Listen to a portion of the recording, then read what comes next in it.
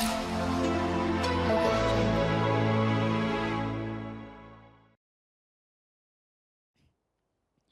so good afternoon, everyone. In the last class, we had discussed about Harappan civilization and Vedic culture. I hope you have revised it. You have revised the PYQs as well. Was there any issue that you encountered that you want to discuss? Was everything clear? Chalo. So we discussed about one particular inscription, Sahagora inscription. That was an option in the question that we had discussed. What is the importance of Sahagora inscription?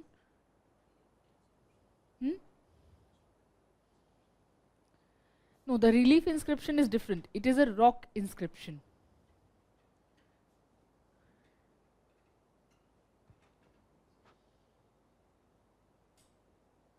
Okay, you are talking about relief measures. Okay, so yes, that inscription talks about the relief measure taken on part of the state. When you say relief inscription, so there is one kind of inscription that is inscribed on a relief. So I thought that you were saying relief inscription. So there is one very important relief inscription of Ashok as well. We will talk about it today. Okay. So when we talk about Sahagora inscription, that is talking particularly about relief measures taken by state in situation of natural calamity. Okay, so that was one thing we discussed. I hope you remember other things as well. So today what we are going to do, today we will start our discussion with Mahajanpad and we will talk about Mauryan Empire as well. When we are talking about these two topics, how relevant they are from prelims perspective, that is one thing that we should be clear about. When we are talking about Mahajanpad, so in Mahajanpad we study about 16 Mahajanpadas, we study about their capitals, we study about a lot of rulers who came to rule Magad and eventually how Mauryan Empire was established. That is the story that we study when we talk about the topic Mahajanpad. Does UPSC ask about capital cities of Mahajanapadas?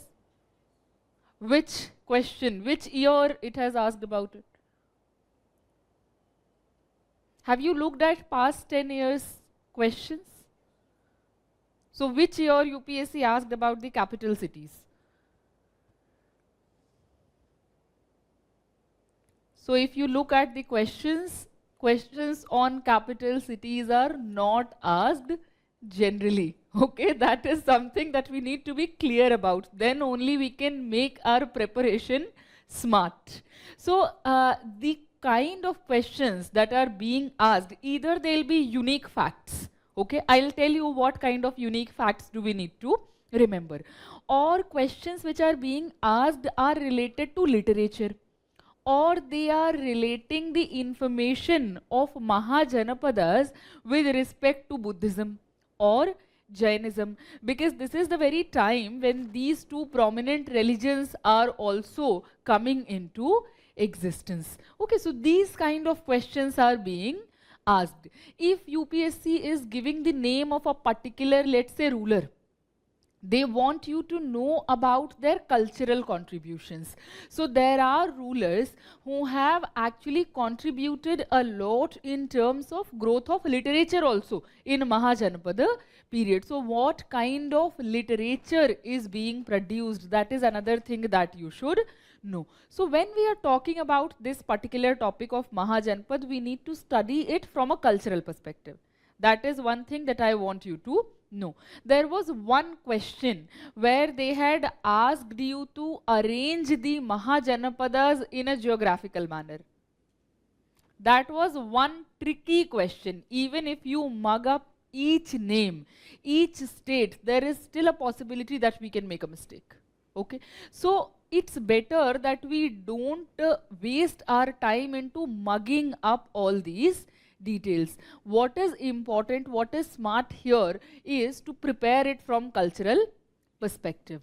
Okay, because that is what UPSC is most interested in. So we are going to look at those things, and I'll show you PYQs also. Then you will be able to understand, okay, UPSC is actually talking about literature. UPSC is actually relating this age with questions on Buddha or Buddhism or Jainism. Now when we come to Mauryan Empire, what kind of questions are asked in prelims? Do you have any idea? Sites are being asked. What else? Architecture, literature, everything that you can possibly think of as sources to study Mauryan Empire, that has been asked. The primary focus is on literature and specifically on Ashokan inscriptions. So you will find multiple questions in last 10 years only which are solely based on Ashokan inscriptions. So we need to know Ashokan inscriptions in detail. Which are the unique ones? When we are talking about his rock edicts, which edict is important and why that edict is important? Which are the places where Ashokan edicts have been found? All these things we should be clear about. Okay, so from factual information to conceptual details, all these things should be clear when we are talking about Ashokan inscriptions. Apart from that, when we are talking about prelims examination, questions on terminologies have also been asked. So important administrative terminologies from Mauryan period. For example, Sannidhata or Samaharta. These kind of terms have been asked. Or Shreni. What do we mean by Shreni? Or inscriptions which are not Ashokan but are part of Mauryan times. Those inscriptions also become important. Okay, so this should be our understanding before studying the topic so that we can put our focus on relevant aspects. Is this clear? So let us start our discussion with Mahajanapadas.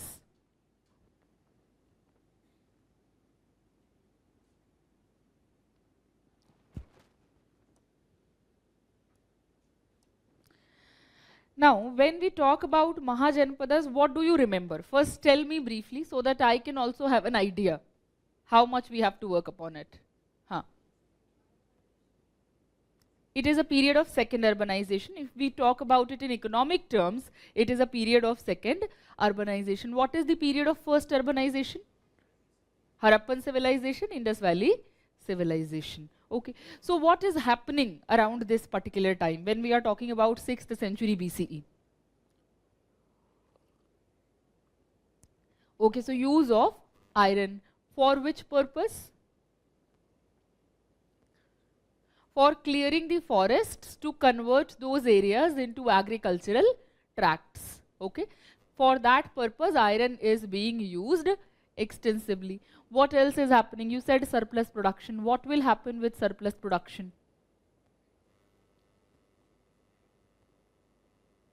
So there will be people who would not need to produce agricultural goods for consumption because there is already agricultural surplus. So they will be free, they can engage in craft production.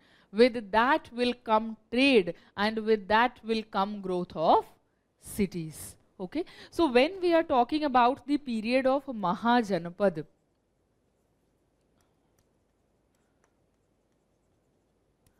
we need to keep a few things in mind. When we are talking about this particular time period, with economic respect, what we need to understand that this is a period when use of iron led to growth of agricultural tracts. We understand that when we are talking about Ganga Valley, it is a very fertile land. So surplus production is also going to be there. Okay, so agriculture, surplus, and this surplus led to craft production, which led to increase in trade, leading to growth of cities, and second, urbanization. So economically, this is something which is happening. What was happening politically at this point of time? Hmm? So standing army was there when we talk about Bimbisar. See, first clear your concepts. When we are talking about what is happening politically, so Janapadas are fighting with each other, making matrimonial alliances with each other, threatening each other, and expanding their area of influence. Gradually, they'll become bigger geographically and they'll be called Mahajanapadas. Now, there are 16 of them. They are also going to follow the very same process, fighting with each other, or they'll use the tactic of diplomacy by making matrimonial alliances, or they'll threaten the other Mahajanpad, and they'll also start gradually expanding. With that expansion, what is happening? Magad will become victorious, and Magad is going to give India its first empire. Okay, so that was a process which was happening. If we talk about it politically, 16 Mahajanapadas and a process of expanding their sphere of influence. That is something which is happening here. If we talk about it in social terms, what is happening socially, or when we are talking about the religious aspect or cultural aspect, we have understood the Vedic society. It was becoming more rigid. It was excluding certain people when it came to education, when it came to giving them political rights. So the society had gradually become rigid. People were not very happy about it, and they'll start supporting religions like Buddhism or Jainism eventually. Okay, so that is a part which we'll discuss when we'll come to origin and growth of Buddhism and Jainism. That is a separate topic where we are going to discuss those things. Is this much clear? Now, when we are talking about these 16 Mahajanapadas, which one are unique in some aspect or the other?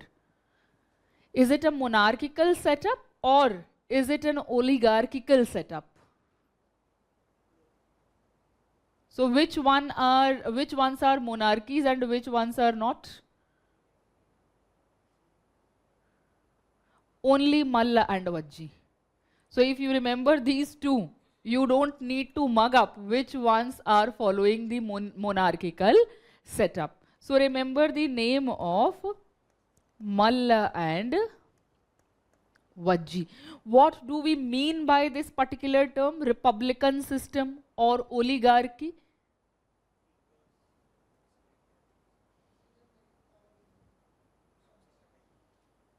People are going to select a particular group of, see, when we say republic, that means head of the state will be chosen.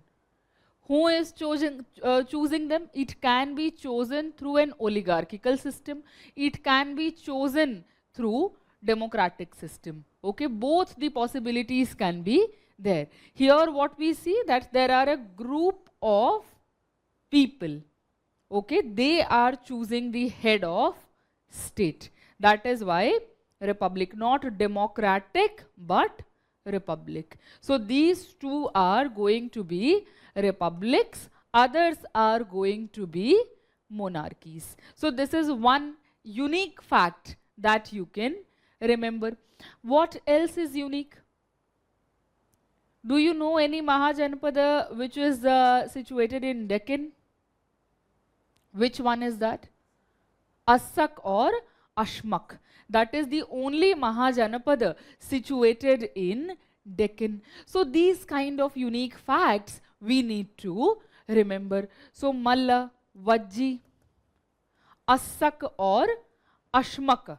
So it depends which pronunciation you are using, whether you are going with the Pali pronunciation or with Sanskrit pronunciation. Okay, in both the cases answer is going to be the same, Asak.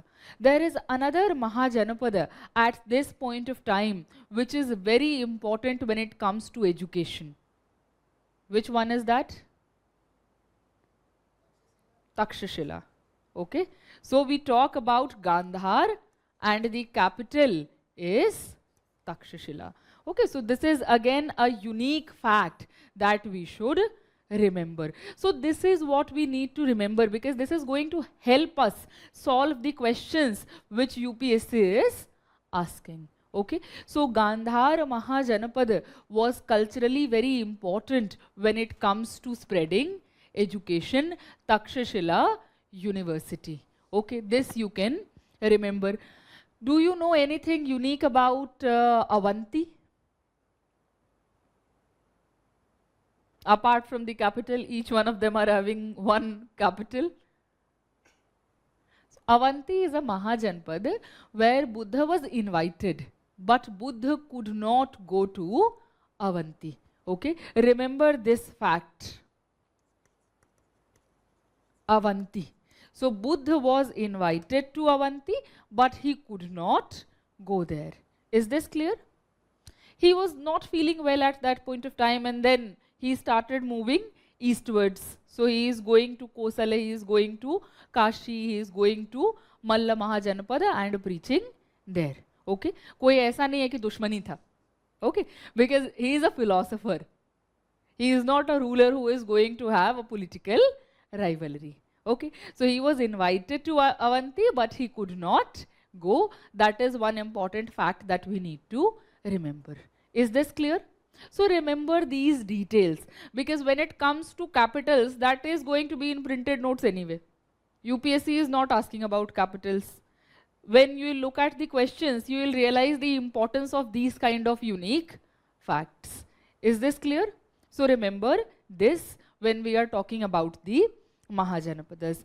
What is happening in the end? That Magad is emerging victorious. Okay, so they are going to fight with each other, and eventually Magad will emerge victorious. There are going to be wars which will be fought for political reasons. There was one war during the period of Mahajanapada which was fought for cultural reasons. Do you know which war was that? That is in Vedic culture. There was this war of relics.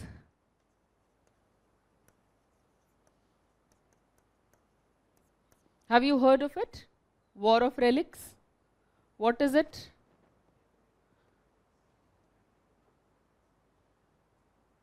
Can you be a little louder? See, when Buddha died, where did Buddha die? Kushinara or Kushinagar. किसका capital है? Malla. Okay, so it is the capital of Malla rulers. They kept the relics of Buddha. Now Buddha was very much popular by then. So what happened, that there were other rulers who were interested in getting the relics of Buddha, because it was something which they wanted to venerate. It became of cultural importance. So then war of relics happened, led by the Magad ruler Ajat Shatru. And then Ajat Shatru and his team, they won this war, and then relics were divided. Okay, so this is a war which was culturally very important. Where was it fought? Kushinara. Okay, now let us move on. So these are some unique facts that you should remember. If you want, in the printed notes, each Mahajanapad and their capitals have been given. It's not important that you mug it up. Still, if you are insistent on that, you can do that. Okay, what you need to know again here about some of the important rulers and their cultural contributions. So when we are talking about the important Mahajanapada, it became Magad. Okay, what is happening in Magad which is so unique that it is leading to Magad emerging victorious, that we will discuss, but after talking about some important rulers. When we are talking about Magad, who is the first ruler that comes to mind? Bimbisar. What is important about Bimbisar that we should know? Hmm? Okay, so war technique is something which is important. See, why I want you to remember things from cultural perspective, because UPSC is asking questions on culture. Okay, so you can remember it, but more than that, culturally there are a few things which become important. He is somebody who is going to make a lot of matrimonial relations. Okay, so with Kosala, with Likshavi, with Madra, he is going to make a lot of matrimonial relations. That is something which we should know. He was a contemporary of Gautam Buddha as well. So that is again another thing which we can remember. When we are talking about him, he is the first ruler to have a standing army. This is one unique fact that we can remember. The first ruler to have a standing army. Okay, so remember this. Now he is also somebody who is using innovative war techniques. Okay, that is another thing about him. When he is dying, see, he is the one using diplomatic relations. When we talk about Ajatashatru, what are the methods that he is using? His successor, Ajatashatru, killed his father and became the next ruler. What we should remember about him? He is using the tactic of war for expansion purpose. That is one thing that we can remember. Other things are culturally important. For example, when we are talking about Ajatashatru, he is the one who will hold the first Buddhist council. Okay, we'll talk about these councils at one place when we will discuss Buddhism. But since we are at Ajatashatru, it is important to mention this. So just after the death of Buddha, Ajatashatru is going to be the one who will patronize the first Buddhist council. You were asking something? Oh, I thought you raised your hand. Okay. So Ajatashatru is going to patronize the first Buddhist council. What is the purpose? When is it happening? We'll discuss it when we are going to discuss Buddhism. Remember this much for now. What else can we know about him? He is the one leading the war of relics. Again, another thing which is of cultural importance. Then the next ruler is going to come, Udayin, who was his successor. What is something that he has done? Why do we remember him for? Shift of capital. He is shifting the capital from Rajagir to Pataliputra, which was known as Jala Durga. Okay. Has UPSC asked questions on these things? No. They have not asked about these things, but what will you revise?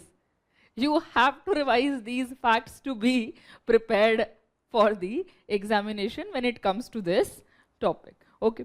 So remember this. Now, who is the next ruler that we know of? Shishu Nag. Okay. In Shishu, when we are talking about Shishu Naga dynasty, there is one ruler, Kalashok. Kalashok's name we have to remember.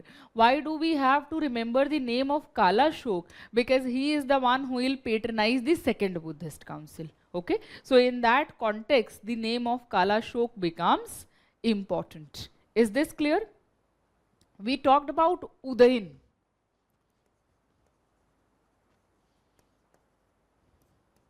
And there is this person Udayan in the period of Mahajanpad only. Are they the same or are they different?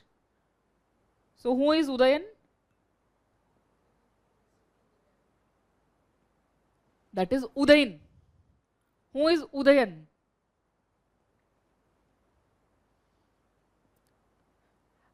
Do you know about Swapna Vasavdatta?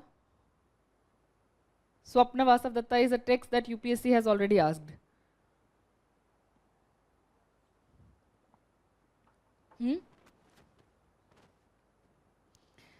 See, Udayin is the one who is belonging to Magad. There was another Mahajanpad Vats. Udayan was the ruler of Vats. Why I am asking you to remember them separately because he is somebody who is going to give inspiration to a lot of writers in the coming time to create magnificent pieces of literature. So we don't know a lot about these details, whether they are historically true or not. They might be just a figment of imagination because the texts are being composed in later times, but they are based during the time of Mahajanapada and they are centering around this particular person, Udayan. For example, Bhas is a very renowned poet who composed Swapnavasav Datta. So, if you don't know his name, you should write it down. He is a very important name, Bhas Swapnavasav Datta, and UPSC has asked questions on Bhas. So, Swapnavasav Datta is a writing where, so see what happens with this character Udayan. He falls in love with a lady and then he keeps crossing the mountains, rivers, and he is taking all the pains and he is going meeting the girl, telling her that I am in love with you, and somehow she is also telling him कि तुमको तो सपने में देखा था. So this happens in Swapnavasav Datta. That is why Swapnavasav Datta ki Vasav Datta ka sapna aaya, dream. So she is also telling him that I have already dreamt about you and I am madly in love with you. They get married.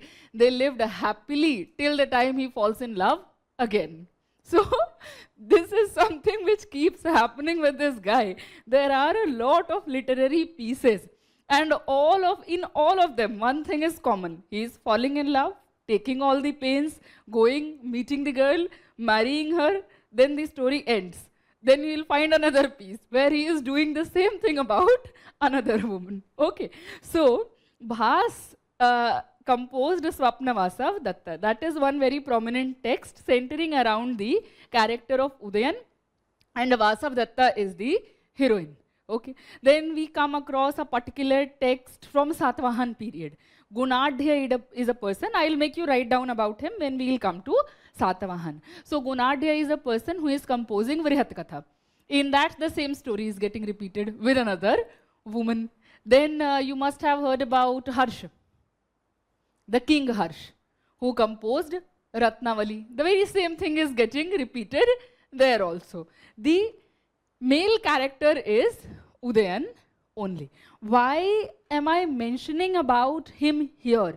Because UPSC sometimes ask these kind of questions also. They'll give you the story and they'll ask you कि कौन से text में ये story मिलता है.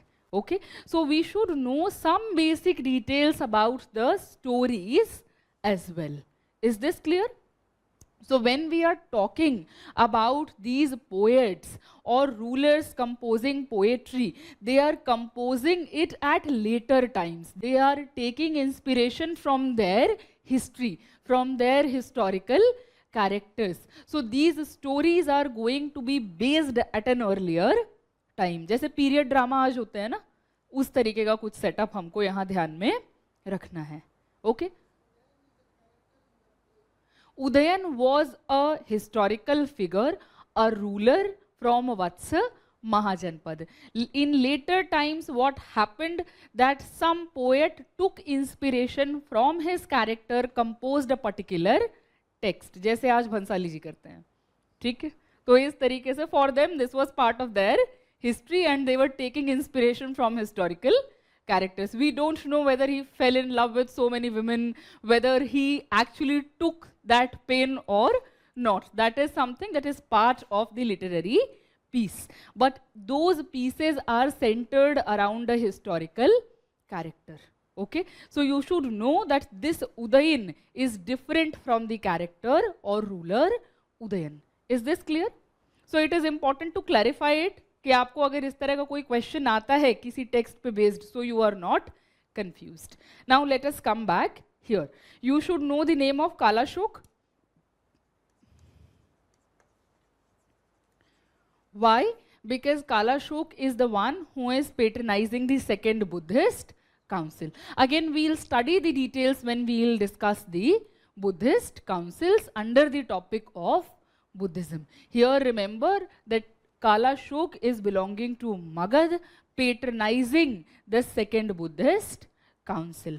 Okay, so here this is also clear that rulers were patronizing Buddhism, at some places Jainism as well. Okay, now who is the next ruler? Mahapadam Nand. Okay, we should remember his name. Mahapadam Nand from Nanda dynasty. So when we are talking about Mahapadam Nand, in most of the sources, he is said to have a lowly origins, that he is not coming from a Kshatriya background, he is not coming from a very high background. That is one thing that we should know about him. Okay. Now what did he do? There is a particular person, Panini. Do you know who Panini was? What is the important work that Panini has composed?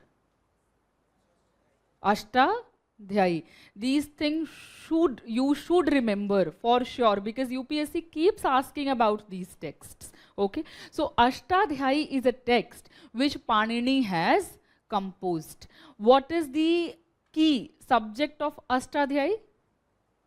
It is a text on Sanskrit grammar. Is it also a lexicon?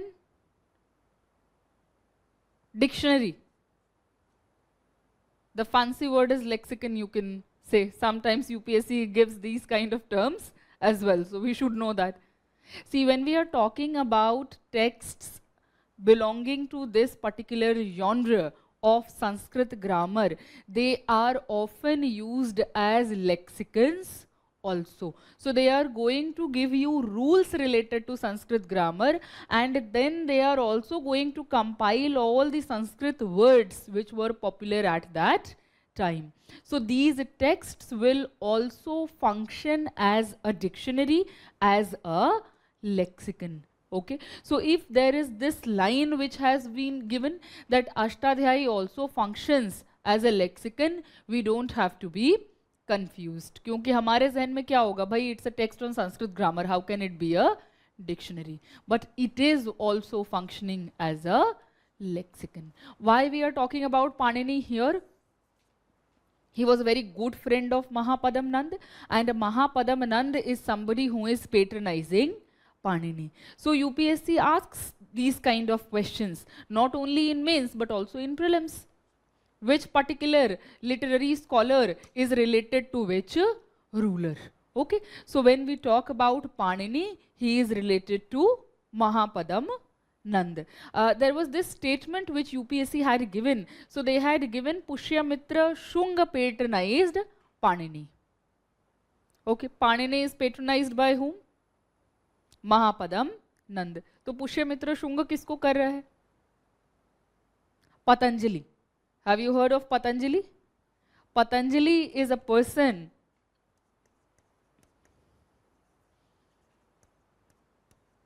who composed Mahabhasya. Okay, so Mahabhasya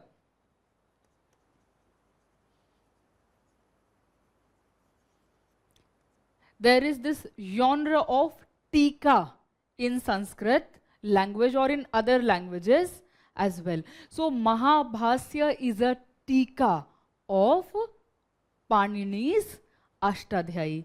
So Patanjali is being patronized by whom?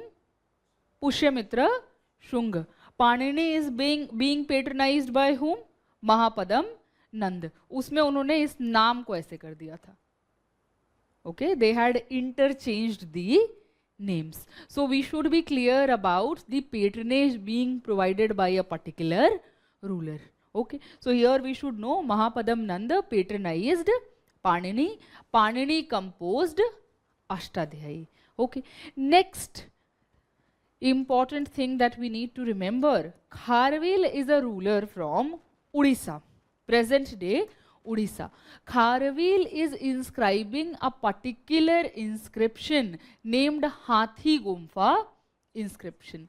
And in that inscription, he is giving the early history of Kalinga. So Odisha was known as Kalinga earlier. So he is giving the early history of Kalinga. And in that inscription, he is saying that Mahapadam Nanda had conquered Kalinga as well. We all know that Ashok conquered Kalinga. But before Ashok, there is another Magadhan ruler who is going to Kalinga and who is conquering that region. Okay, why am I giving these details? If there is a statement which is given that Mahapadam Nand conquered Kalinga, हम basic logic क्या लगाना चाहेंगे कि Ashok had conquered Kalinga. So how can the name of Mahapadam Nand pop up? And we'll make that a wrong statement. But that is a right statement. And it is coming from a very prominent inscription, Kharavel Sahathi Gumfa inscription. Okay, so that is a unique information that we should keep in mind. Is this much clear? So we need to know that Mahapadam Nanda is patronizing Panini. Mahapadam Nanda has been mentioned in a Kharavel Sahathi Gumfa inscription, where Kharavel is claiming that Mahapadam Nanda had also conquered Kalinga. Is this clear? Now his successor, Ghananand, उसके बारे में क्या याद रखना है? Only this fact that he was killed by Chandragupta Maurya and Mauryan Empire was established. Okay, so that is what we need to remember about him.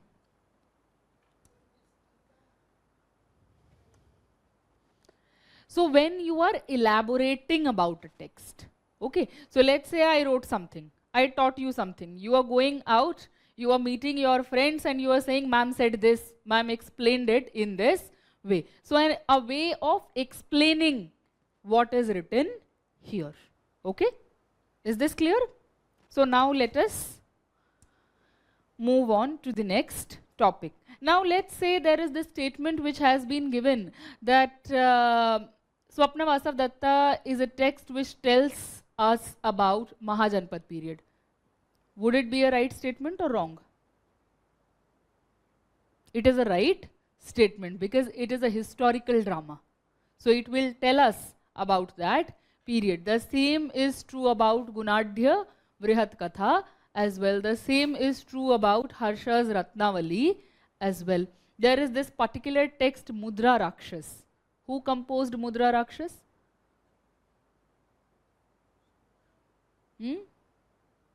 No. We'll talk about it in a while. Then I'll give you the name also and I'll make you write down what is there.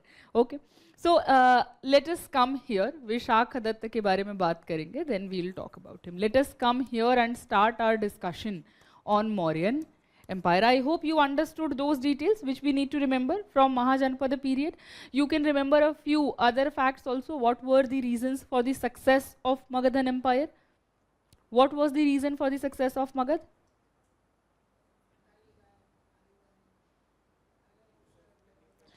Let's just quickly revise that. कि अगर एक question आ गया and they gave you 4 or 5 options and they are asking you to eliminate the wrong ones, you can do that. If we talk about it geographically, what were the reasons? First, the strategic location of the capital. Okay, so strategic location of capital when we are talking about Rajagir surrounded by hills. When we are talking about Pataliputra, it is a Jaladurga surrounded by water from 3 sides. Okay, so that becomes important. Now let's come to resources in geography. Iron ores are present. When we are talking about Magad, what else is present? Iron ores, elephants. Elephants were important war animal at that point of time. So they have availability of elephants at their disposal. They don't have to spend resources to buy elephants. At the same time, they can sell elephants and they gain a lot of resources. Okay, that will be another reason. Then you were saying fertile land. Fertile land. You can connect this with economic reasons. Okay, so fertile land, more surplus production, more craft production, and trade is going to increase. The state will get the benefit of that, and state will be able to come up with a very strong army first, very strong administrative machinery as well. Because when we talk about state having a permanent standing army, you need to pay them even when you are not fighting a war. That is the idea of having a permanent standing army. So a state which is having a permanent standing army and a large army, the state is going to have a lot of taxes at their disposal. Tax is going to reach the royal treasury when there is increased production. Is this clear? So economic reasons that can be related to political reasons as well. That a lot, when we are talking about economic prosperity of Magad, it is going to lead to collection of more taxes and making the administrative machinery better, making the army large and strong. Okay, we are talking about Bimbisara having permanent standing army for the first time. Okay, so that is something that can be talked about here. Army, strong administrative machinery, as well as a series of capable and ambitious rulers. When we are talking about other Mahajanapadas, so we do hear some names. For example, we hear the name of Prasenjit, we hear the name of, we talked about Udayan. There are one or two rulers in each of the Mahajanapadas who were strong and capable as well. But after them, what will happen? The successors might be weak. When we are talking about Magad, Magad had a series of ambitious as well as capable rulers. So that is going to make Magad much more stronger than the other Mahajanapadas. We can also talk about social reasons here. When we are talking about Magad, it had a heterogeneous population. So people which are falling under the category of heterogeneous population, they'll have different skills to offer. Any society which is having heterogeneous population where different people are offering different skills, that society will thrive more. Okay, so that can be another reason. Is this clear? So all these things are coming together in the case of Magad. In other Mahajanapadas, one thing might be present, second might be absent.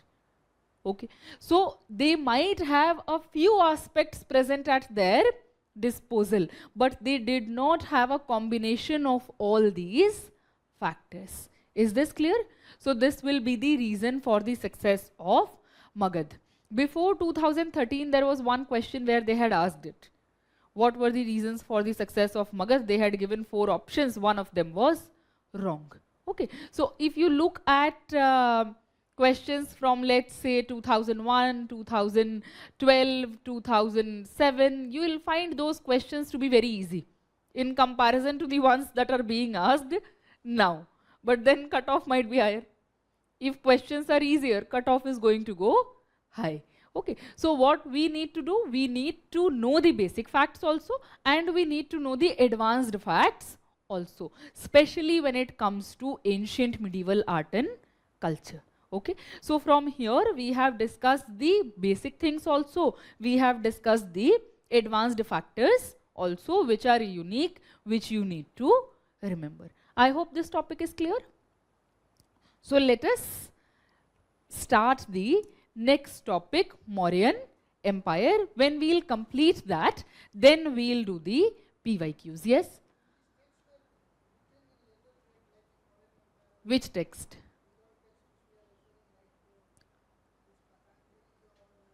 Patanjali is being composed during Shungan period. Okay, because Yes, we will find manuscripts. That is how we know about them. If you go to Sanskrit department, people have worked a lot upon Ashtadhyayi.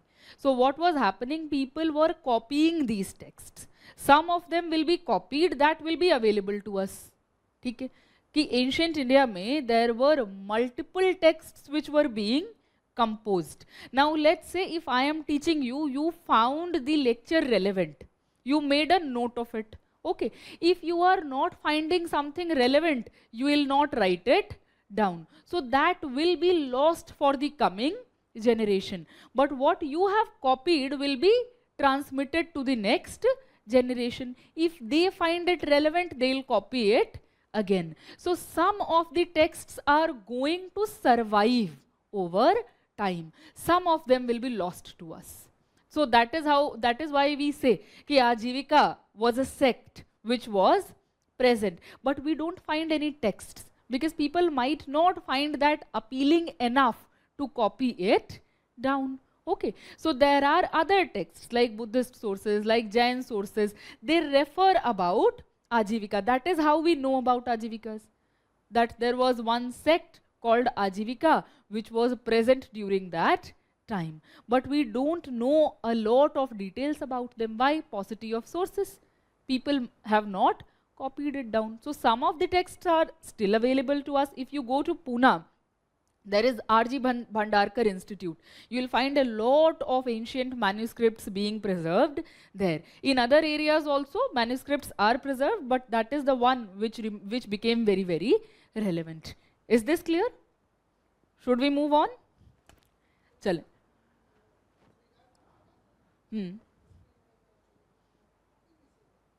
Because there is this text called Mudra Rakshas. That is why I asked you. Do you know about it? In that text, it is mentioned. Okay. And they are talking about the whole plotting.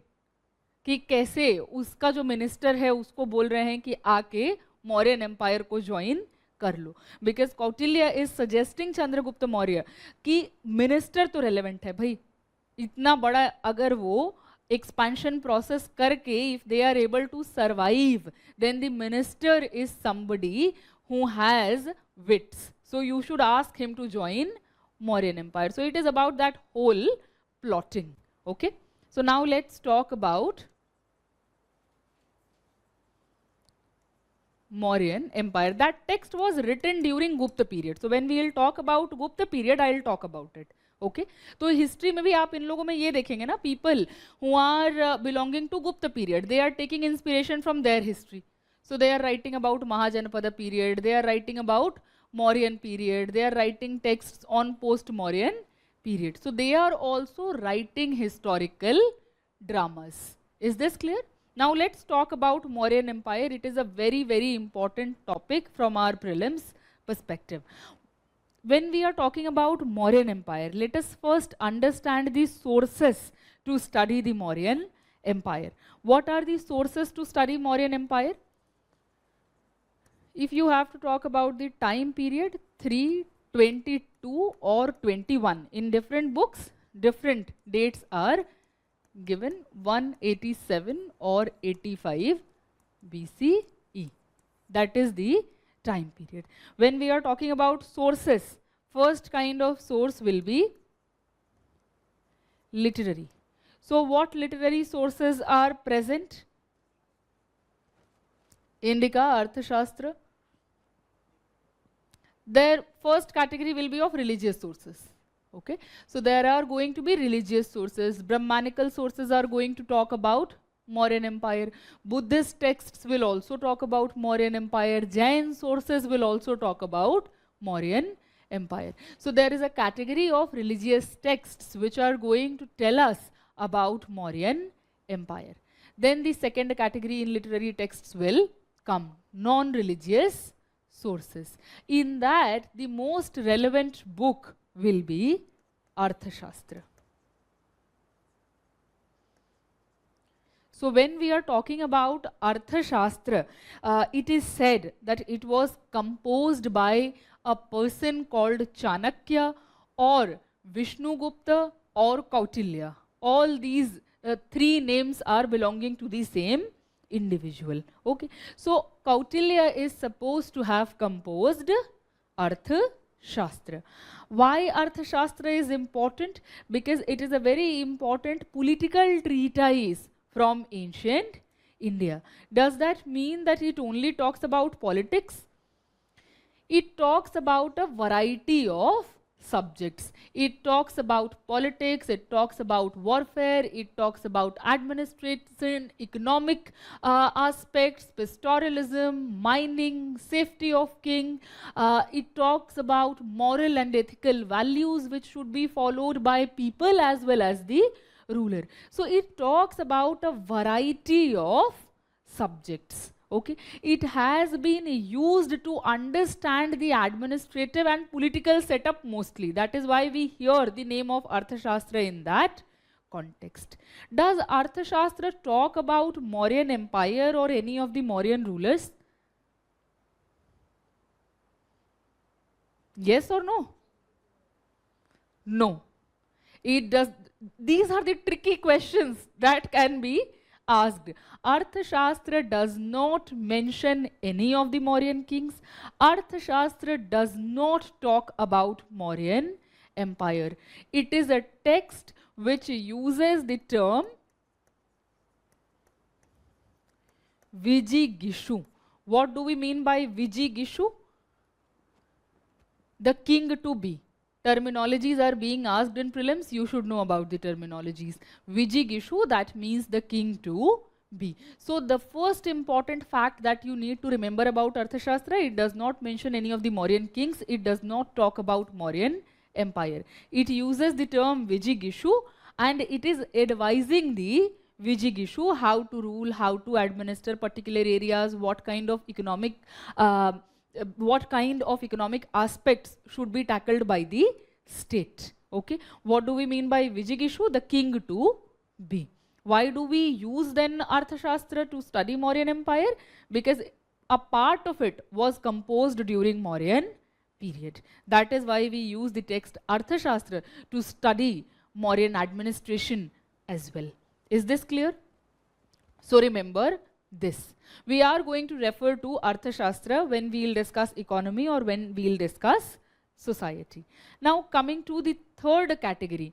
One will be religious, second will be non-religious, third will be foreign accounts. So there you told Indica. Indica is another important source to understand the history of Mauryan Empire. When we are talking about Indica, who composed it? Megasthenes. Does it, do we find it in totality or in pieces? We find it in pieces. So there are Greco-Roman writers who have given excerpts from Indica. So that is how Indica has survived. It has not survived in totality. Is this clear? Most of the things that we are finding from Indica, they are either a misunderstanding or a wrong information of Mauryan Empire. Nonetheless, it remains relevant for us. Why does it remain relevant for us? To understand how foreigners were looking at India. How people who are not belonging to a particular land, what kind of perceptions do they have about India? That becomes important when you will write mains answers. Okay. In prelims, you just need to know what Megasthenes has gotten wrong. Is this clear?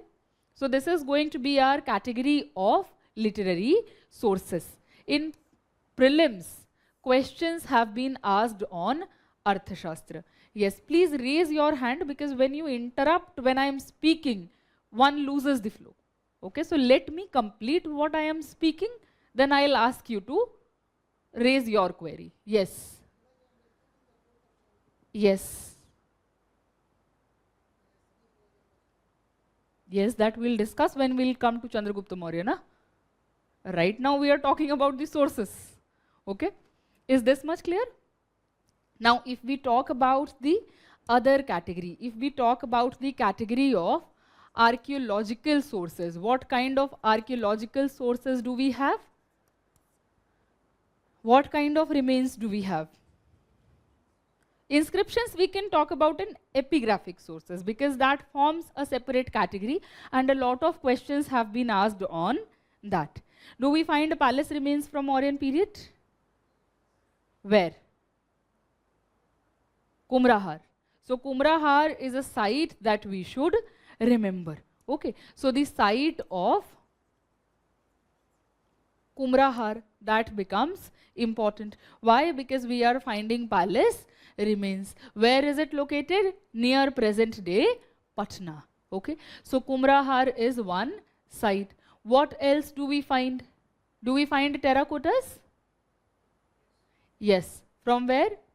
Bulandi Bagh as well as Chandraketu Gad. Chandraketu Gad is a site which UPSC has already asked. So from Chandraketu Gad you find terracottas from Mauryan to Gupta period. When we are talking about the site of Bulandi Bagh, it is specifically relevant for Mauryan period. So these two sites we should know why they are important in the context of terracottas belonging to Mauryan period. Is this clear? Do we find any sculpture from Mauryan period? Which sculptures do we find? Yakshi. Where do we find it from?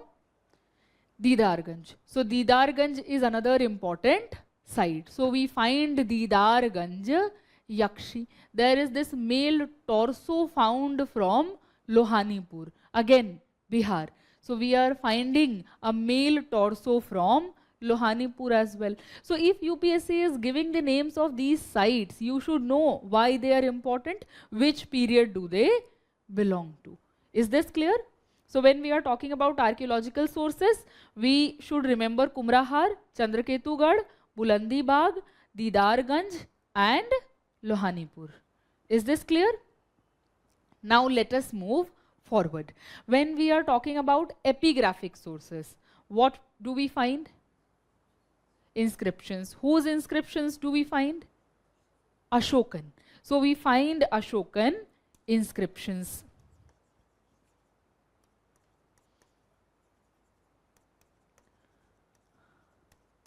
What are the categories in which these inscriptions can be divided? So, rock edicts. Then we can talk about pillar edicts.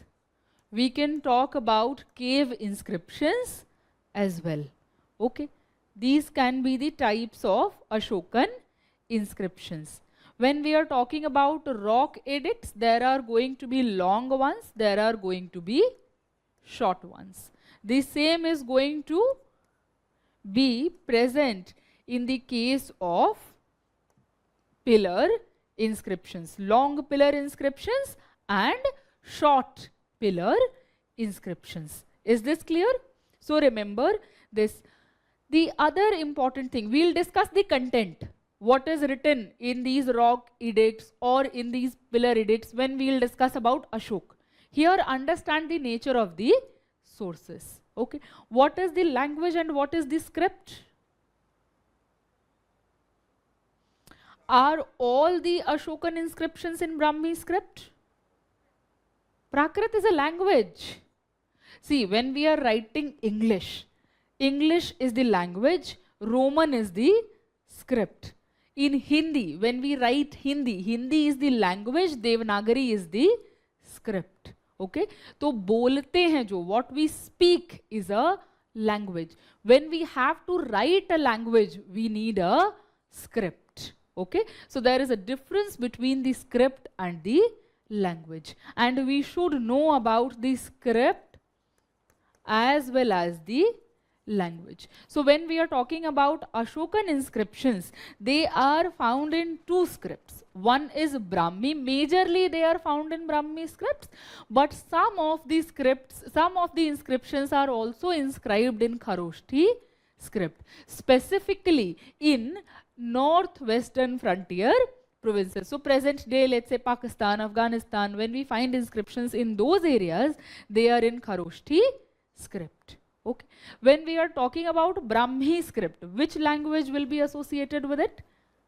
Prakrit. So when we are saying Brahmi script, language will be Prakrit. When we are saying Kharoshthi script, language will be Greek and Aramaic. Here, Sanskrit is a language which is related with religious texts. Okay, when we are going to talk about post-Mauryan period, then Sanskrit will also become the language of the court. There is this very interesting book by Sheldon Pollock, Language of Gods in the World of Men.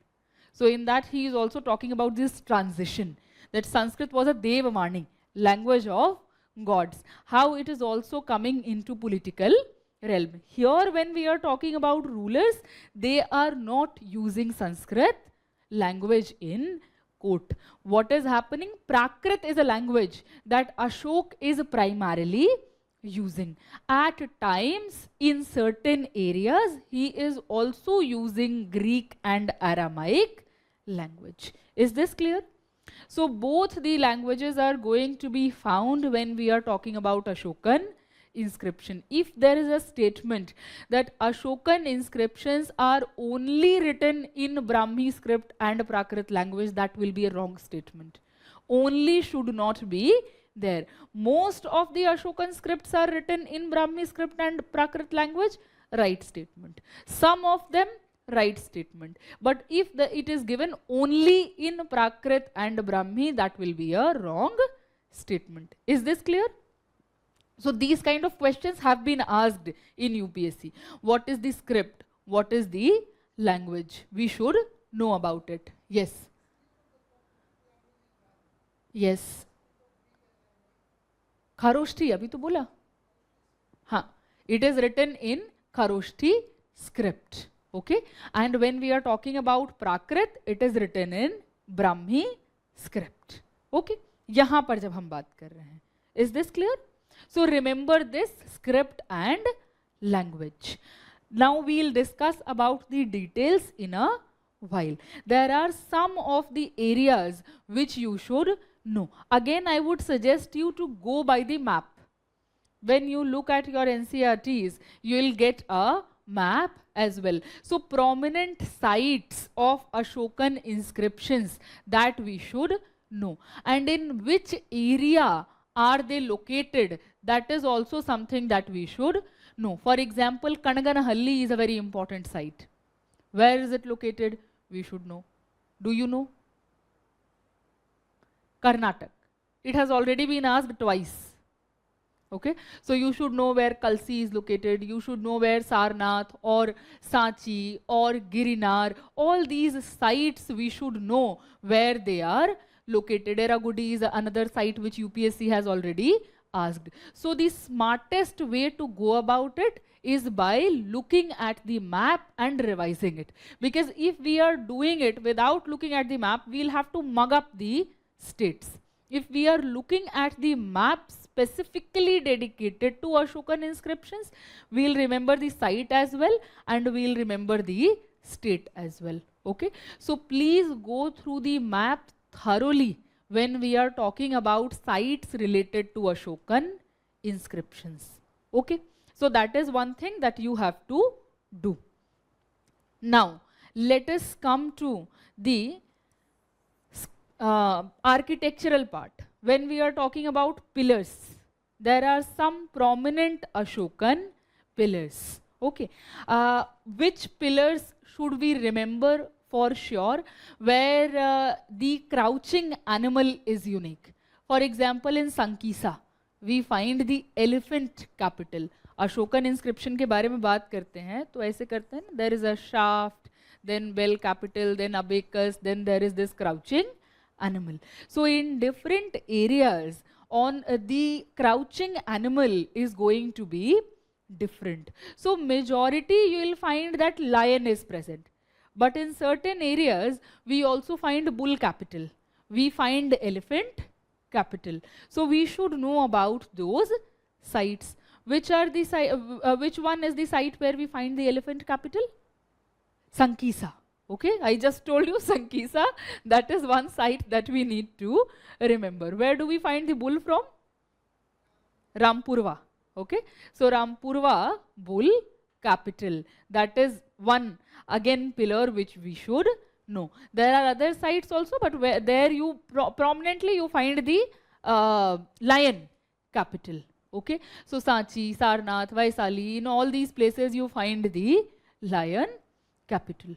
Okay, so remember these sites as well. Sites of Ashokan inscriptions, sites of Ashokan pillars. Okay, that becomes important from UPSC prelims perspective. Is this clear?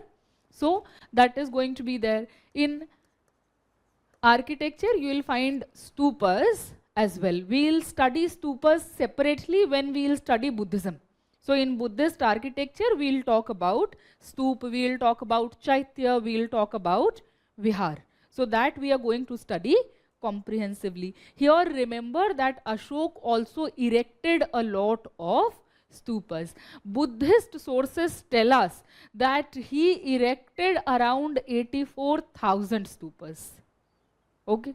Now we don't find the remains of 84,000 stupas. When we are talking about ancient Indian texts, you will find that they use two figure of speeches very prominently. One is simile, जहाँ पर आप comparison कर रहे हैं, where you are comparing one object to the other. The second is hyperbole, where you are exaggerating things. Okay, so what the text might be saying is that Ashok erected a lot of stupas. The number might not be as high as the source is talking about. Okay, so Ashok is somebody who has worked a lot to spread Buddhism, and he has also contributed in this particular context by erecting a lot of stupas. So they become one source for our understanding of Mauryan Empire as well. Is this clear? Do we find numismatic sources from this period? We do find numismatic sources, and we call them punch-marked coins. Why punch-marked? Because there were sheets of copper and there were various symbols. They were being punched like this. And then those sheets were cut down and they were used as coins. That is why punched marked coins. Is this clear? So remember, we find punch marked coins bearing various symbols from Mauryan Empire. Now, if this much is clear, then we can start talking about the rulers. Is this much clear? Huh? Religious sources, there are Brahmanical sources you will find mentioned in Puranas, you will find Buddhist sources. So in Divyavadan, in Mahavansh, in Deepavansh, you will find mention of them. That is something that we will study separately. When we will see, in Buddhism you need to know the literature. What are the literary pieces? So when we will study Buddhism, I will give you the names. What are the important texts that you need to remember? Okay. Is there a particular cave that we need to remember? कुमरा हार में तो palace remains है. बराबर में कौन सी केव है? लोमस ऋषि केव. These figures are present in NCERT as well. NCERT वाले तस्वीरों को कम से कम देख के remember those sites at least. Okay. So Lomas Rishi cave is also present there. That will also fall under the category of architectural sources. Is this much clear? Will you be able to remember the sites that we discussed? And the sources? Do this thing at home as a homework. Look at the map properly. Map of prominent Ashokan inscriptions. Map of prominent Ashokan sites when it comes to erection of pillars. Do these two things at home today. Okay. Now let's start talking about the rulers. Again, from this particular area, you don't find questions in last 10 years. They don't ask about Chandragupta Maurya or Bindusar. What they have asked about Ashokan inscriptions. Okay. So we are going to revise it, but prominent focus should be on Ashok and his inscriptions. So when we are talking about Chandragupta Maurya, why is he important? Because he is the one who is the founder of Mauryan Empire. Okay, he is the one who is killing the last ruler of Nanda dynasty and he is establishing Mauryan Empire. When we are talking about his relation with different rulers, there is one name that becomes important, that is of Seleucus Nicator. So Alexander had conquered the northern western parts and Nicator was one of the officials that he had left in charge of that area. So Seleucus Nicator and Chandragupta Maurya, they came to a treaty. They signed a treaty. What happened there? That Nicator sent an ambassador to his court, who is Megasthenes. Okay, and Chandragupta Maurya married Helena. Okay. Now some sources will say that she is the daughter, some of them will say that she is the sister. What we know, that she is a woman belonging to the family of Seleucus Nicator. Okay. The name is also not very specific. Helena, the one who is coming from Helen, Greece. That is Helena. If you look at the names of women, you will find it in this way only. Most of the women whom you will find the reference of, they have either been named on the basis of the kul that they belong to, family that they belong to, or the place that they belong to. Kekai coming from Kekai, Panchali coming from Panchal. Okay, so this is how names have been given. Their identity has been derived like that. Now let's come here. Chandragupta Maurya is marrying Helena. He is giving the gift of elephants to Seleucus Nicator, and that is how a treaty is being signed between them. Okay, so that is one thing that we can remember. UPSC has not asked about it, but we should know that this is one important treaty which had taken place. Apart from this, what becomes culturally important for us, that Chandragupta Maurya converted to Jainism under the influence of Jain monk Bhadra Bahu, and he performed Sanlekhana. What is the meaning of Sanlekhana? Willingly. Okay, willingly a person is choosing to starve unto death, and that is considered a very important ritual when it comes to Jainism. So it has been considered a very pious ritual in Jainism, where a person is willingly fasting unto death. Okay, so that is one thing that we need to remember about Chandragupta. There is one site which becomes important for us from prelims perspective. Shravanabela Gola. Why that site is important?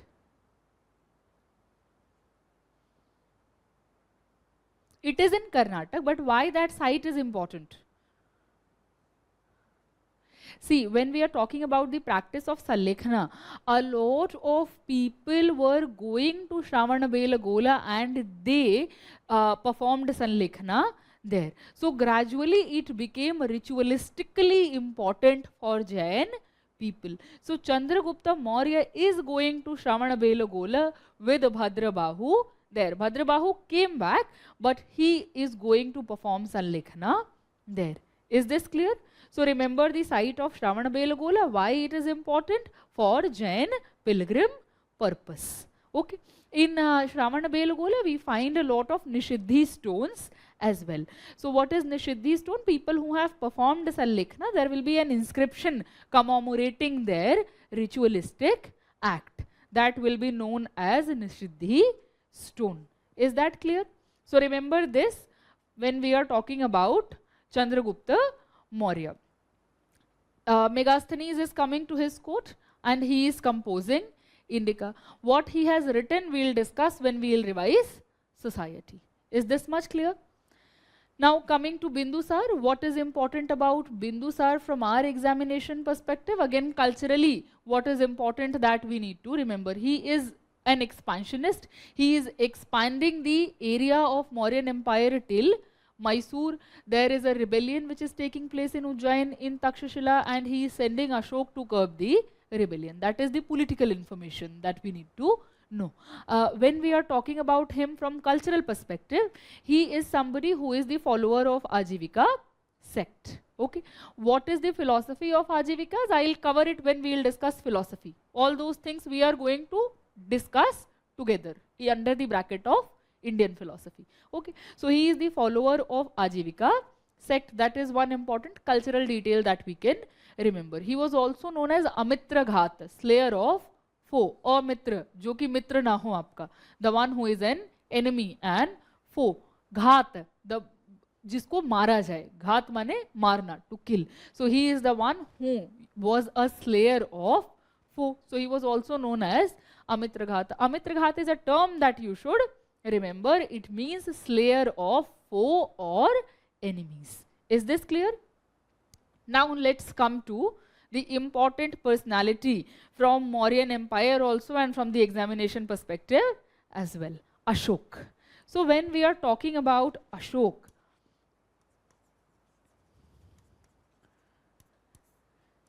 the personality of Ashok is very important. So Ashok is the one who is the successor of Bindusar. Okay. Now, when we talk about him, majority of our information comes from his inscriptions only, because he is somebody who inscribed a lot of inscriptions on rocks as well as pillars. Okay. So he is somebody who is a direct voice from the past. So we can rely on the information that he himself is giving us. Second source of information about Ashok can be Buddhist sources. So Buddhist sources are also mentioning in detail about Ashok. Why are they talking about Ashok in a lot of detail? Because Ashok patronized Buddhism at very large scale. Okay.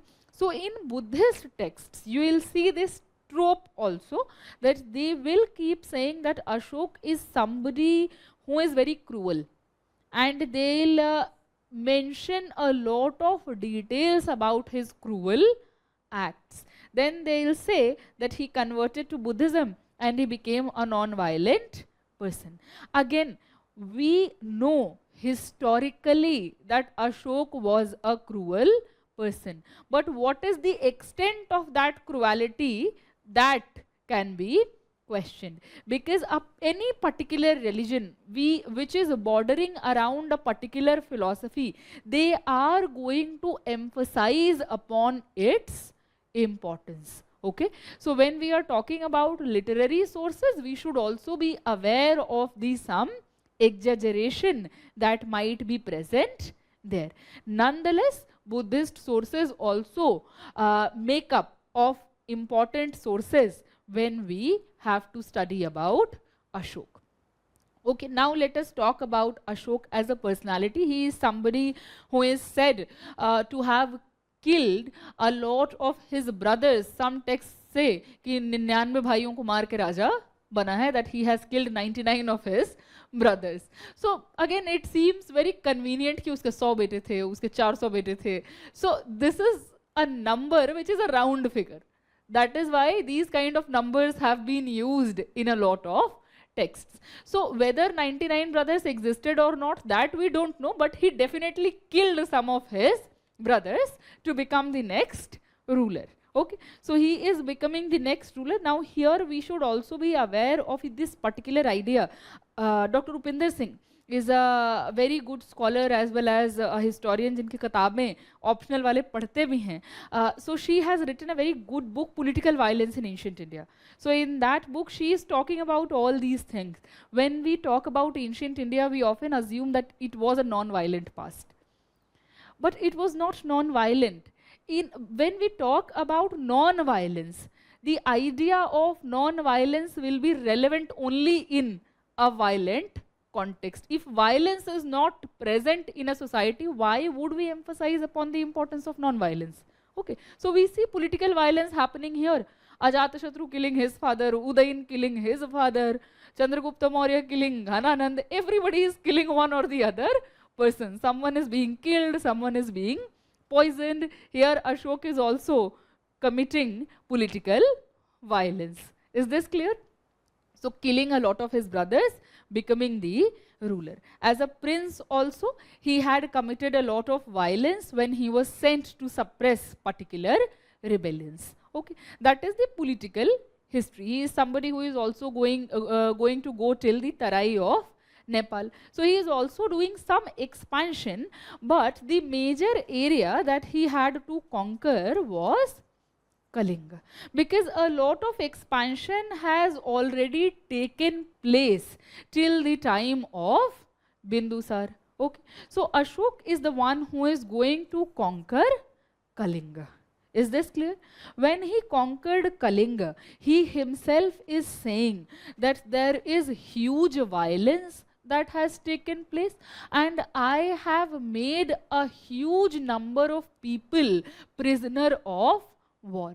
When I saw that violence, my heart changed and I became non-violent. Now here also historians keep debating what must be the exact reason for his change of heart, because Kalinga was probably the last important area to be won. Kahan jata? Central Asia. So when we are talking about the change of heart, it was at a very convenient time. So that is one argument that has been given. Some people say that he might have lost a dear one, that is why his heart changed, that war can be so devastating. So that is also one argument that has been given. What we know for sure, that he had a change of heart. The reasons might be any of these that historians are saying. Historically we know that he had a change of heart after Kalinga war, and that is something that he himself is telling us in his 13th rock edict. Is this clear? So remember this much. Now when we are talking about Ashok, he is somebody who has given a lot of information about his deeds, about his ideas in his inscriptions. When we are talking about his prominent inscriptions, they can be divided into rock edicts and in pillar edicts. There are cave inscriptions as well that I told you. Okay, but majorly when we are talking about his ideas specifically, these ideas have been inscribed in rock edicts and on pillar edicts. Is this clear? When we are talking about rock edicts, they are in a set of 14 inscriptions. When we are talking, so these are long ones. Okay. When we are talking about his pillar edicts, they are in a set of 7. Okay. So 14 and 7, they are in a set, and wherever they are going to be inscribed, they are going to be in a set.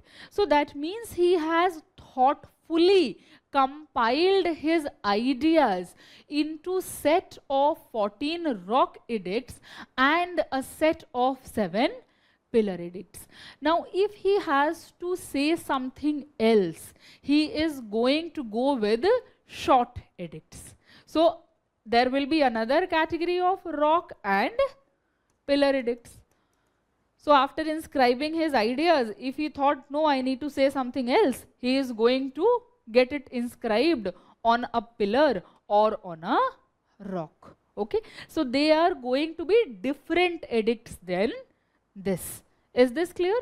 So long pillar edicts, long rock edicts, they are going to be of primary importance to us, but there are certain short rock edicts as well as pillar edicts that are Ashokan inscriptions. Is this clear? When we talk about the language and script, what is going to be the language and script?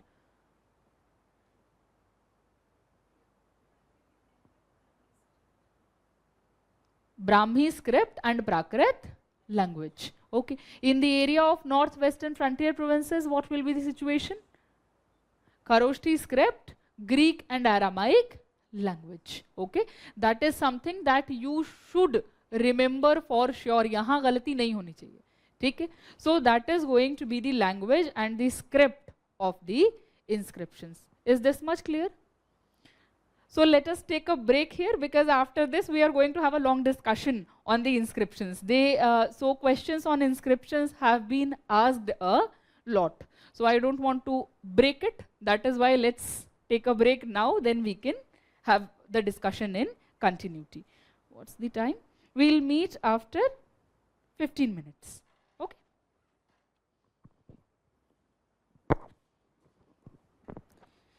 Okay, so we were talking about Ashokan inscriptions. Let us continue our discussion. When we are talking about them, they are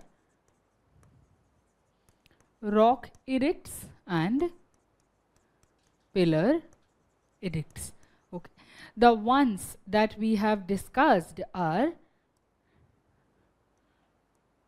major rock edicts and major pillar edicts. So here we understood the language and script. Now, when we are coming to the minor ones, here the story will remain the same, but in the area of present day Afghanistan, we find a few inscriptions, very few in number, where the script is going to be Greek and Aramaic as well. So the language will also be the same and the script will also be the same. Okay, that is happening where? When we are talking about minor rock edicts. Is this clear? So that is another thing that you should remember. In totality, 4 script. When we are talking about major rock edicts, 2 of them are used. We have also understood the area. Okay. Now let us see what is happening. So scripts, the number is going to be 4. Okay. That is one thing that you need to remember. Language, we have talked about it. Prakrit is going to be the language. Greek and Aramaic is going to be the language. Now, let us discuss further what are the important unique details that we should keep in mind. When we are talking about the rock edicts, they are in a set of 14. Okay. Which ones? Major. Okay, so major rock edicts are in a set of 14. So which one are the unique ones? Because when we are talking about Ashok inscribing rock or pillar edicts, he is mostly talking about ethical and moral ideas. What are those moral ideas? Which are the ones which he is repeating again and again? Where do we find some unique information? That is something that we need to figure out. Okay. So when we are talking about Ashok, one thing which is common is that he'll keep emphasizing upon the importance of non-violence. He'll keep emphasizing upon the idea of maintaining harmony. Maintaining harmony in the household, maintaining harmony in the society. So when he is talking about maintaining harmony in the society, he is saying that one should respect their elders, one should respect their teachers, one should respect people belonging to different religious orders. All these things he is emphasizing upon again and again. Okay, so these things are going to become majority of the content of his ideas. Okay, apart from that, he is also giving some unique things in some of the inscriptions, not in all the inscriptions. So where things are not changing, we'll say idea of Dhamma. What do we mean by idea of Dhamma? Moralities, ethics that he is talking about. When he is talking about morality and ethics, what is he talking about? He is talking about practicing non-violence. He is talking about respecting elders, respecting teachers, respecting people belonging to different religious sects. Okay, that is a very major chunk of his ideas. So that will be the idea of Dhamma. When we are saying that there are something unique in some of the inscription, that is the one that we need to mug up, or if you can revise it and remember it by understanding, that you have to do. Okay, so now when we talk about the first rock edict, what is there? Do any of you remember it?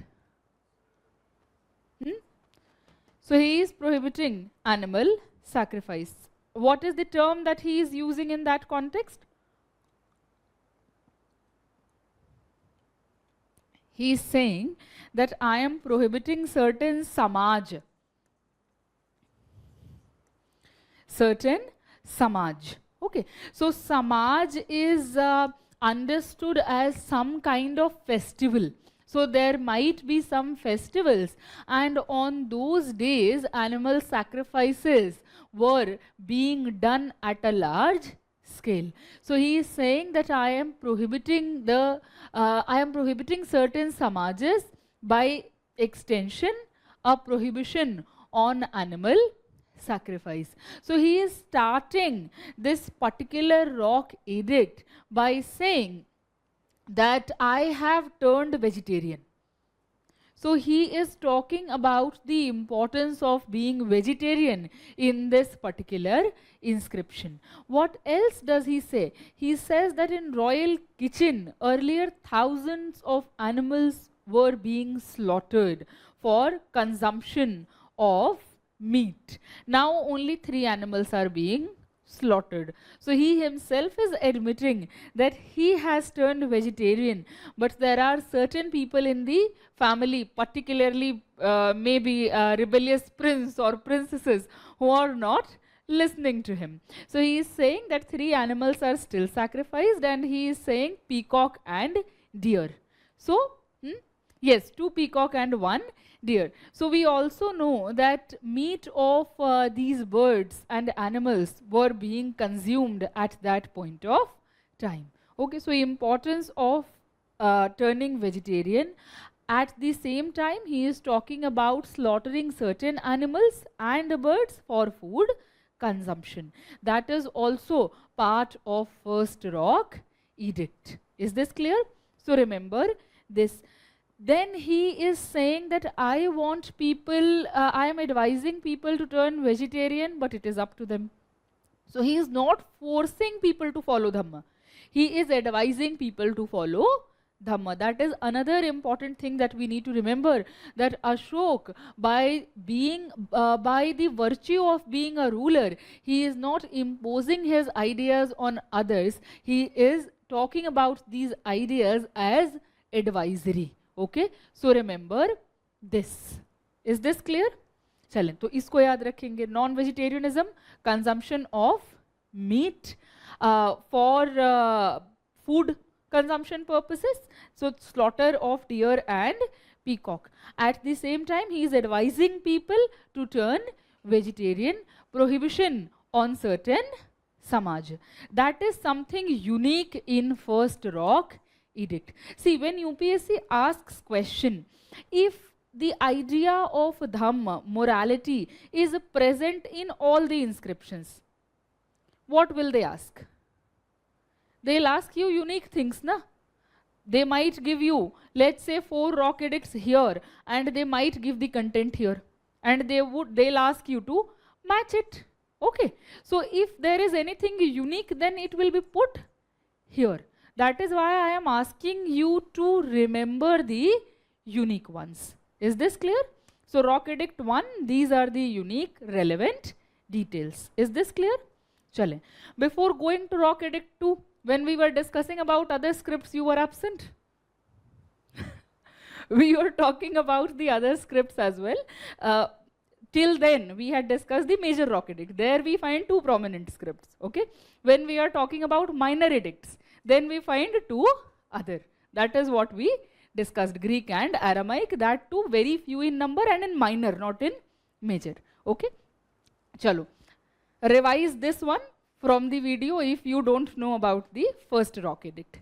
Chalo. Now come to second major rock edict.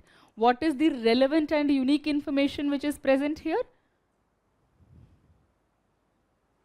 In second rock edict, humans. Okay, so he is talking about opening up of hospitals, not only for humans but also for animals. Okay, so when he is talking about the idea of compassion, it is not limited to human beings. He is extending his idea of compassion to animal world as well. So this is a relevant and unique information present in Rock Edict 2, opening up of hospitals both for humans as well as animals. Okay, what else does he tell us about in this particular inscription? He says that I have planted a lot of trees on the roads. Okay, towards the end of the second rock edict, he is saying that I advise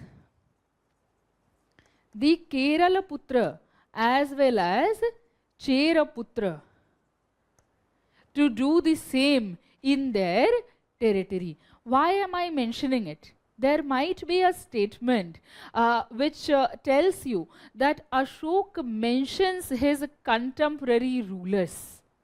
Does he mention them? Yes. He is not giving their names. He is addressing them by territory. When it comes to the rulers of Central Asia and Egypt, there he is also giving the names. Okay, so that happens in 13th rock edict. When we are talking about the second rock edict, he is referring to the rulers of deep south, present day Tamil Nadu and Kerala to be precise. We know that Sangam age was going on there, and in Sangam age from 300 BCE to 300 CE, we study about Pandyas, Cheras, Cholas. So he is probably referring to them. Okay, we are saying probably referring to them because he has written Kerala Putra and Chera Putra. Is this clear? So this is a unique and relevant information which you should remember from the second rock edict. Now another unique and relevant information comes in the fifth one. What is it? Does anyone remember? Appointment of Dhamma Mahamattas. Who were the Dhamma Mahamattas?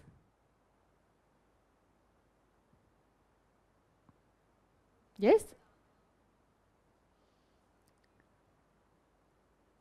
Not Buddhism, the idea of Dhamma. Okay, we should be clear about the terminology, the idea of Dhamma. When we are looking at these inscriptions, Ashok is not mentioning Buddhism. Ashok is using the term Dhamma. So those ideas might be influenced from Buddhism, but he is not using the term Buddhism. So Dhamma Mahamattas are a category of officials who were appointed to propagate the idea of Dhamma. Okay, why was it happening? When he has already inscribed everything, why is he appointing officials to propagate the ideas? The issue of education. Was everyone literate? Can everyone read it? So here orality comes into picture. Oral propagation of his ideas. So that is why probably he is appointing the Dhamma Mahamattas so that they can go to different parts of his empire and they can propagate his Dhamma. Okay, so that is one unique information that you can remember from the fifth rock edict. Is this clear? Now another important and unique one is 13. And he is talking about a lot of things here. This is the longest major rock edict. So here, how does he start this particular rock edict? He starts this with giving us information about Kalinga war. Okay, so he is starting with discussing the detail of Kalinga war. What is he saying? He is saying that it was a very bloody battle that I have fought, and almost 1 lakh people were killed, and around 1.5 lakh people were made prisoner of war. So he is not only talking about Kalinga war being a bloody war, but he is also giving us a tentative data. That might be an exaggeration when we are talking about the exact number. Even if it is an exaggeration, we do know the intent behind it. That a lot of people were killed, a lot of people were taken as prisoner of war. And here he is saying that I am repenting that I fought this war. Okay, so not only is he giving the details of war, but he is also repenting upon what he did. So this is something very unique. The time that we are talking about is the time of monarchies, and rulers were not held accountable for what they did. Still, he had the courage to say that he is sorry. That is a very big statement coming from a ruler who is ruling such a large empire. Okay, so that is why probably Ashok remains very relevant. That might be one of the reasons. And here he knows that people in the coming generations are also going to read it. Still, he is not hiding what he did. He is giving a clear-cut information about a bloody war for which he was accountable. Okay, so this is something that he is giving. Why I emphasized upon it? Because in essay, what happens that ideas of morality, ethics, on these subjects also essays are asked. You are asked to write a particular essay. So you can use these historical examples there as well. Okay, now coming back to it, Kalinga War, the data of Kalinga War, repentance of Ashok. This is something which he is talking about here. After that, he again goes back to the repetition. He talks about the idea of Dhamma, that people should respect their elders, they should respect their teachers, they should respect the Shraman. These are the terms that UPSC has asked repeatedly. Shraman,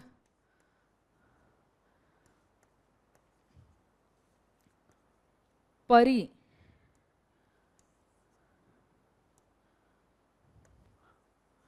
Vrajak.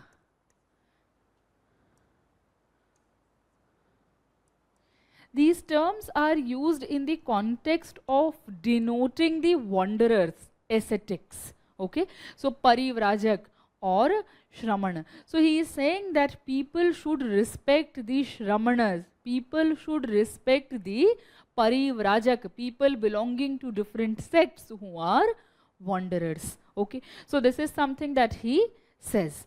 After that, I don't know, or we don't know in general what was going on in his mind, but he might have thought it this way कि भाई कुछ ज़्यादा ही lenient हो रहे हैं.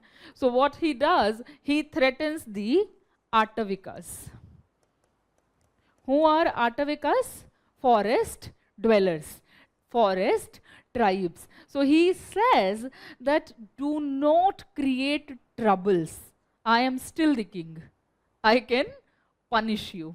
Okay, so since he is repenting and he is saying that I am very sorry about what he did, perhaps this came to his mind that Atavikas can create some trouble. So he is reminding them that do not be lenient, do not create trouble. What becomes important for us? Atavika as a term. Okay, that means forest dwellers, and Ashok is threatening the Atavikas in his 13th rock edict. So that is again a unique information that we should know.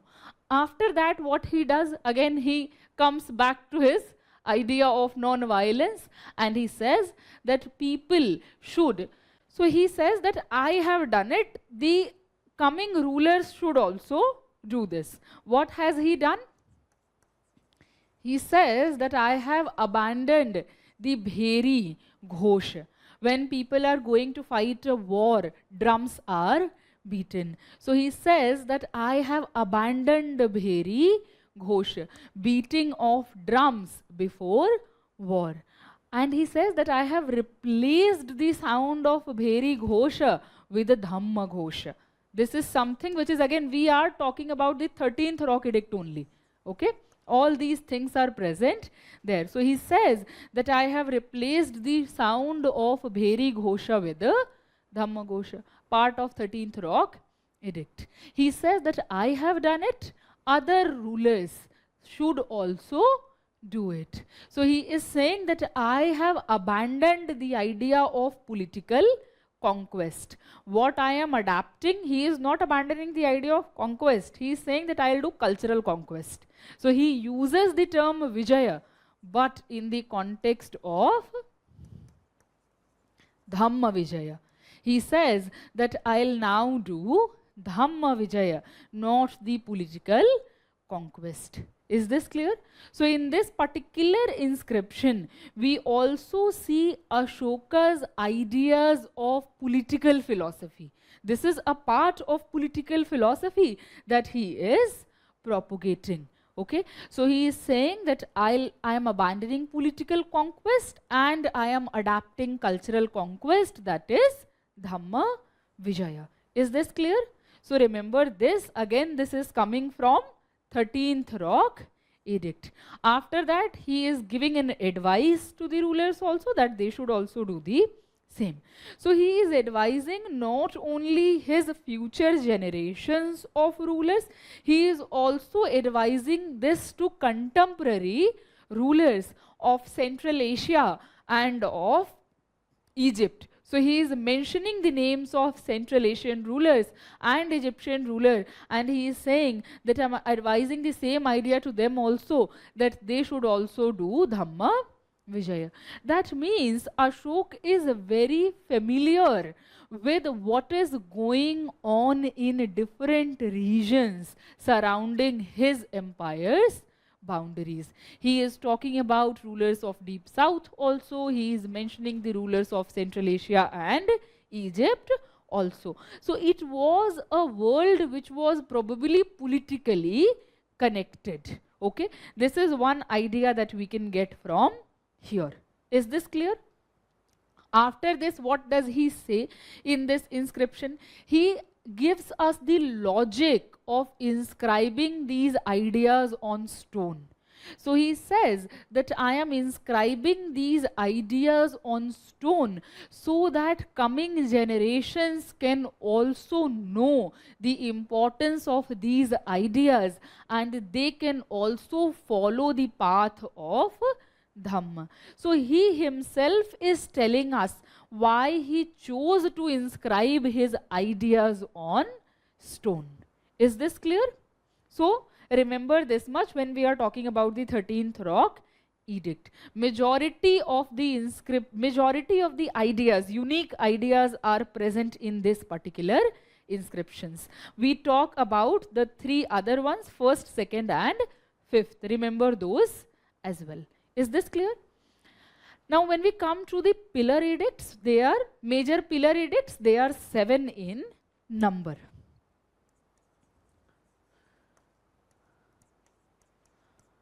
Major pillar edicts. They are a set of 7 inscriptions. In this, the 5th pillar inscription is a very unique one. Why am I saying that? And this is the toughest one. If you have to read epigraphy, in our college we used to dread this particular inscription because our professor, Dr. Upinder Singh, she used to ask us to learn Brahmi and to transcribe it in Devanagari or Roman. And Ashokan inscriptions form a majority of our epigraphy syllabus, and this was the toughest one. Why is this the toughest one? Because it gives us a list of names of birds and animals which should never be killed. Now there are many birds and animals which we don't know about now. They are probably extinct. So now these are some of the names which we have either not heard or we know them by different names. Okay, so writing them becomes a task. You don't have to do that. What you have to do, you just have to remember that the fifth pillar inscription gives us a list of names of birds and animals which should never be killed. And it's a very long inscription. So when we are talking about the rock edicts, the 13th rock edict, major rock edict, is the longest one. When we are talking about the major pillar edicts, the fifth one is the longest one and the most unique one.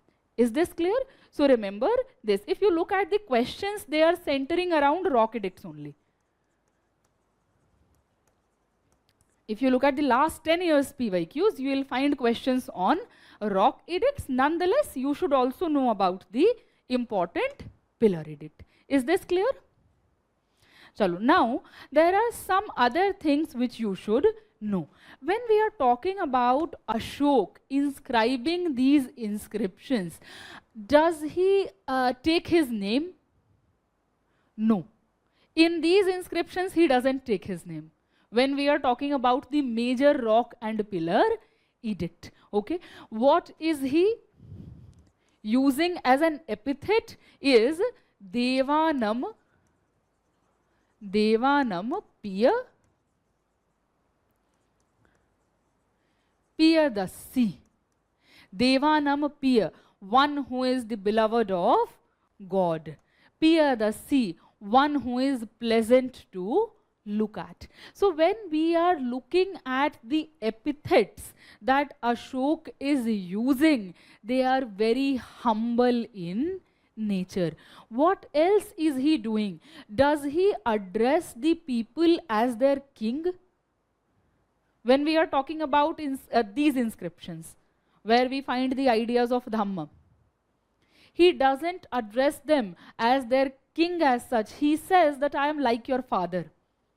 And in those very inscriptions, he says that you should respect your parents. So he is not directly saying it, indirectly he is saying that only. So the fellow must have been very smart. Okay. So what is he doing? He is taking very humble titles, but in these humble titles as well, we see the idea of legitimacy. That Ashok is taking legitimacy for himself. He is not asking a priest to do it. Be it of any religion, he is not asking the priestly classes to give him legitimacy. He is saying that I am beloved of God. Who can question God? So by using even very humble titles, he is taking legitimacy for himself. Is this clear? In this context, remember a particular inscription from Kanaganahalli. Okay. A particular inscription from Kanaganahalli in present-day Karnataka, where there is a relief sculpture. What is a relief sculpture? If we are looking at a piece of stone, see, when we talk about sculptures, there are two types of sculptures prominently. One is relief sculpture, second is freestanding sculpture. Okay, so if let's say this is a wall and this is a wall. Now here you carved something like this on the very wall, but this is the picture, if you have carved this particular sculpture, it is attached to the wall. This will be a relief sculpture. If you have carved something which is not taking the base of a wall, it is freestanding like this. This will be a freestanding sculpture. Is this clear? So this is a basic difference that you should know. In prelims, questions on relief sculptures have been asked thrice in the last 10 years. Okay, so you should know these differences also. When we are talking about the site of Kanaganahalli, there is a relief sculpture which has been found. And why that relief sculpture is important? Because Ashok is standing there with his queens. Okay, now there is this, how do we know that he is Ashok? There is this inscription on which it is written Ranyo Ashok. Okay, so a relief inscription, a relief sculpture. On that relief sculpture, there is a particular inscription mentioning Ranyo Ashok. Is this clear? Apart from this, there are other inscriptions also. There is this one inscription in from Maski, from Nettur. On these inscriptions also, the name of Ashok has been mentioned, but not in the inscriptions where we find the idea of Dhamma. Okay, that is something that you should be clear about. Is this much clear? So remember these details about Ashokan inscriptions. Just go through the map once at home. Where are the major rock edicts, pillar edicts located? That is one thing that you have to remember, because in examination those questions are being asked. They'll give you certain names here and they'll give you the states here, and they'll ask you whether it is matched correctly or not. So sites and states.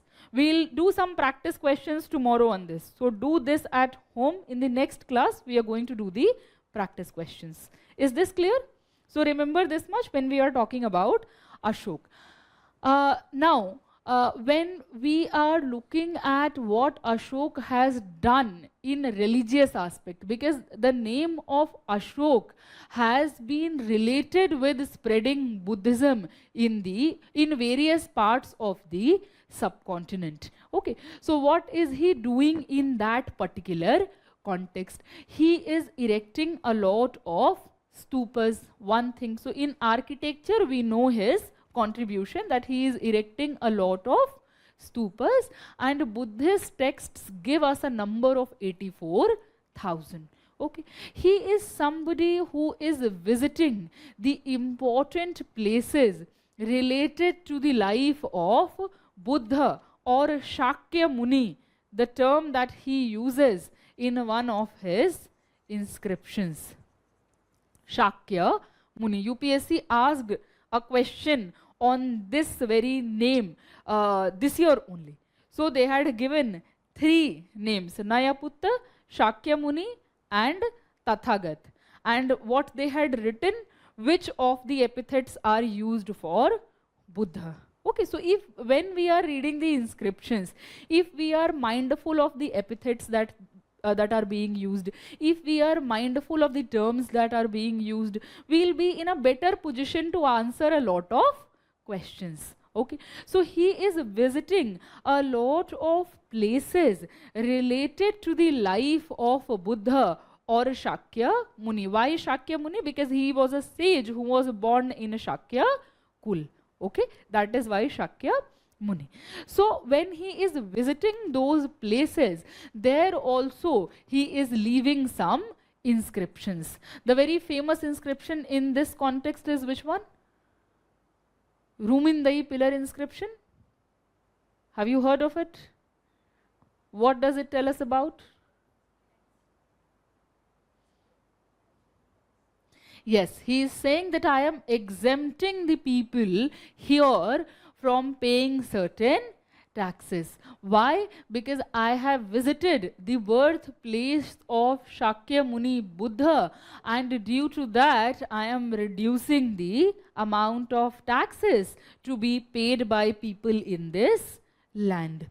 Okay, so reduction of tax is also happening because people belonged to a holy area. According to Ashok, for Ashok, Buddhism was important. So when he is visiting the birthplace of Shakya Muni Buddha, he is exempting the people from paying certain taxes, and that is recorded in Rumindai pillar inscription. So in that context, Rumindai pillar inscription becomes important for us. Now on Rumindai pillar inscriptions, ideas of Dhammas are not being inscribed. What is being inscribed there?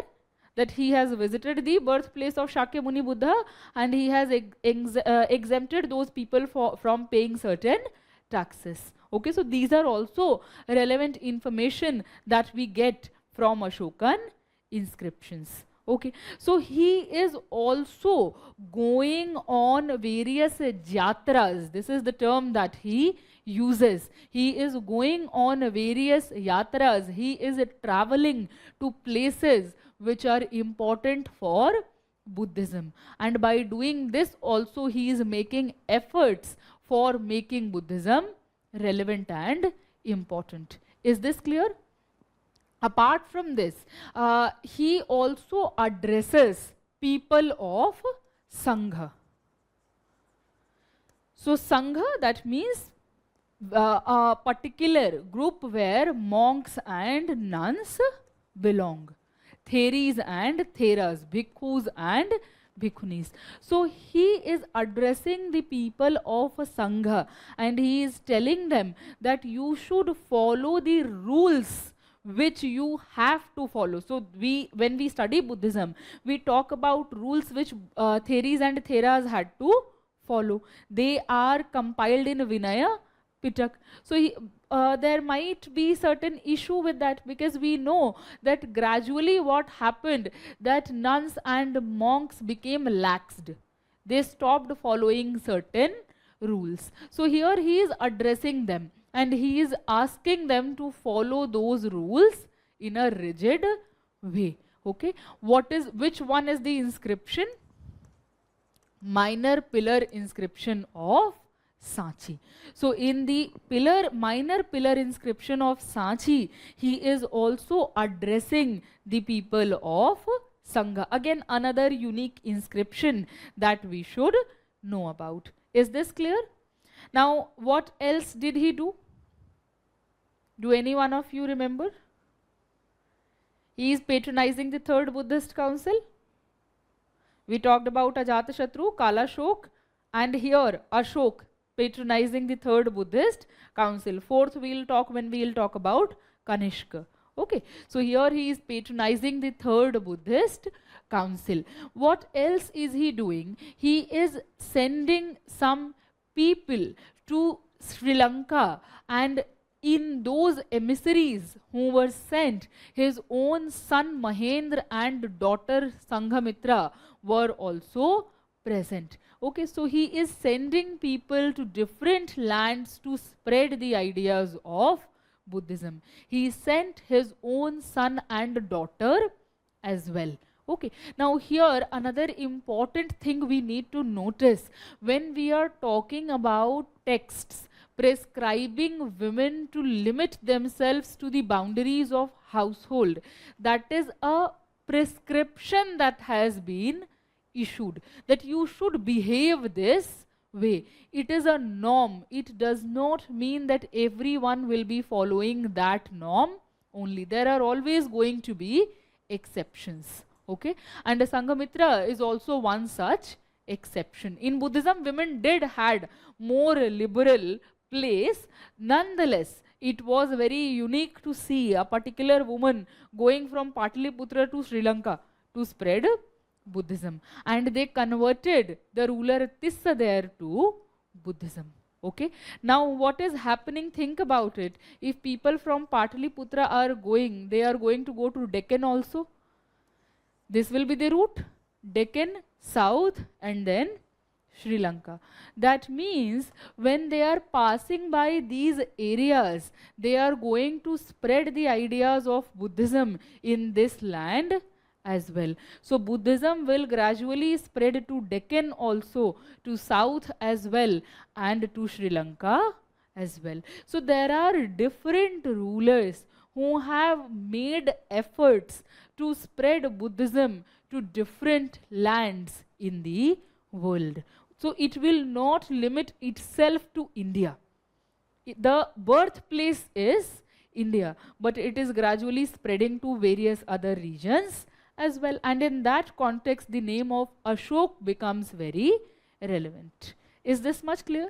So remember this much when we are discussing Ashok. I hope these things are clear. Yes.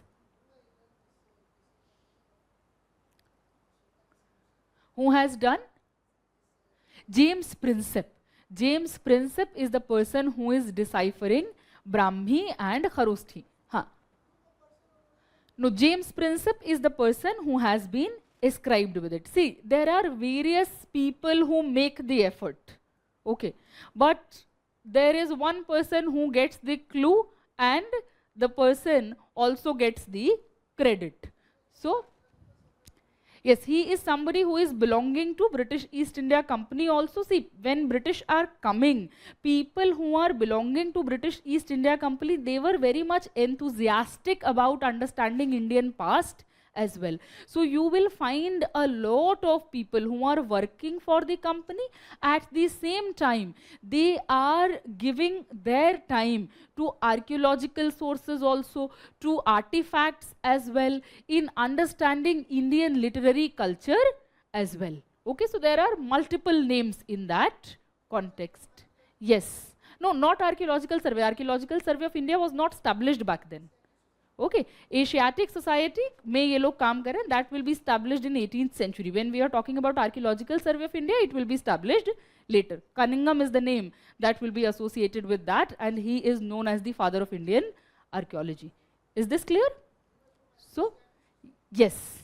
Okay, चले आगे आते हैं. James Prinsep, if you don't know the name, you should remember this name, that James Prinsep is somebody who deciphered the script. In 1826 or 9, I don't remember the year exactly, 1820s is the decade. Okay, chalo. आगे बढ़े? Is this clear?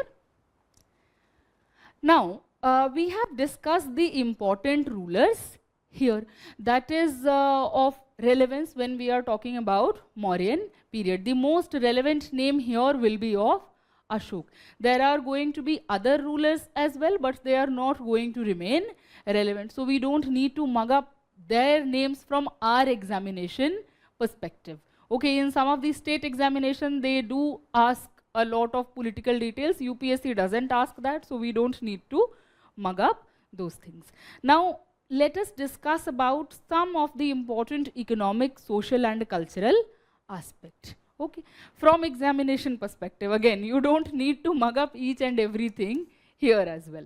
The relevant information comes from literary as well as epigraphic sources here. Okay, so what is going to be important literary source? That is Arthashastra. When we are talking about inscriptions, there are some inscriptions which I will tell you about. Okay, so you need to remember those inscriptions and why they are important. Majorly, Arthashastra will remain relevant to understand the economy of this period. What does Arthashastra tell us about? Arthashastra advises the ruler that they should clear forest lands and they should expand the area of agriculture. Why am I emphasizing upon this? Because UPSC has already asked Arthashastra's perspective on slavery. If they ask a question, let's say on Arthashastra's perspective on agriculture, even if you know the details of Mauryan economy, but you don't know that we know this information from Arthashastra, you will not be able to answer that question.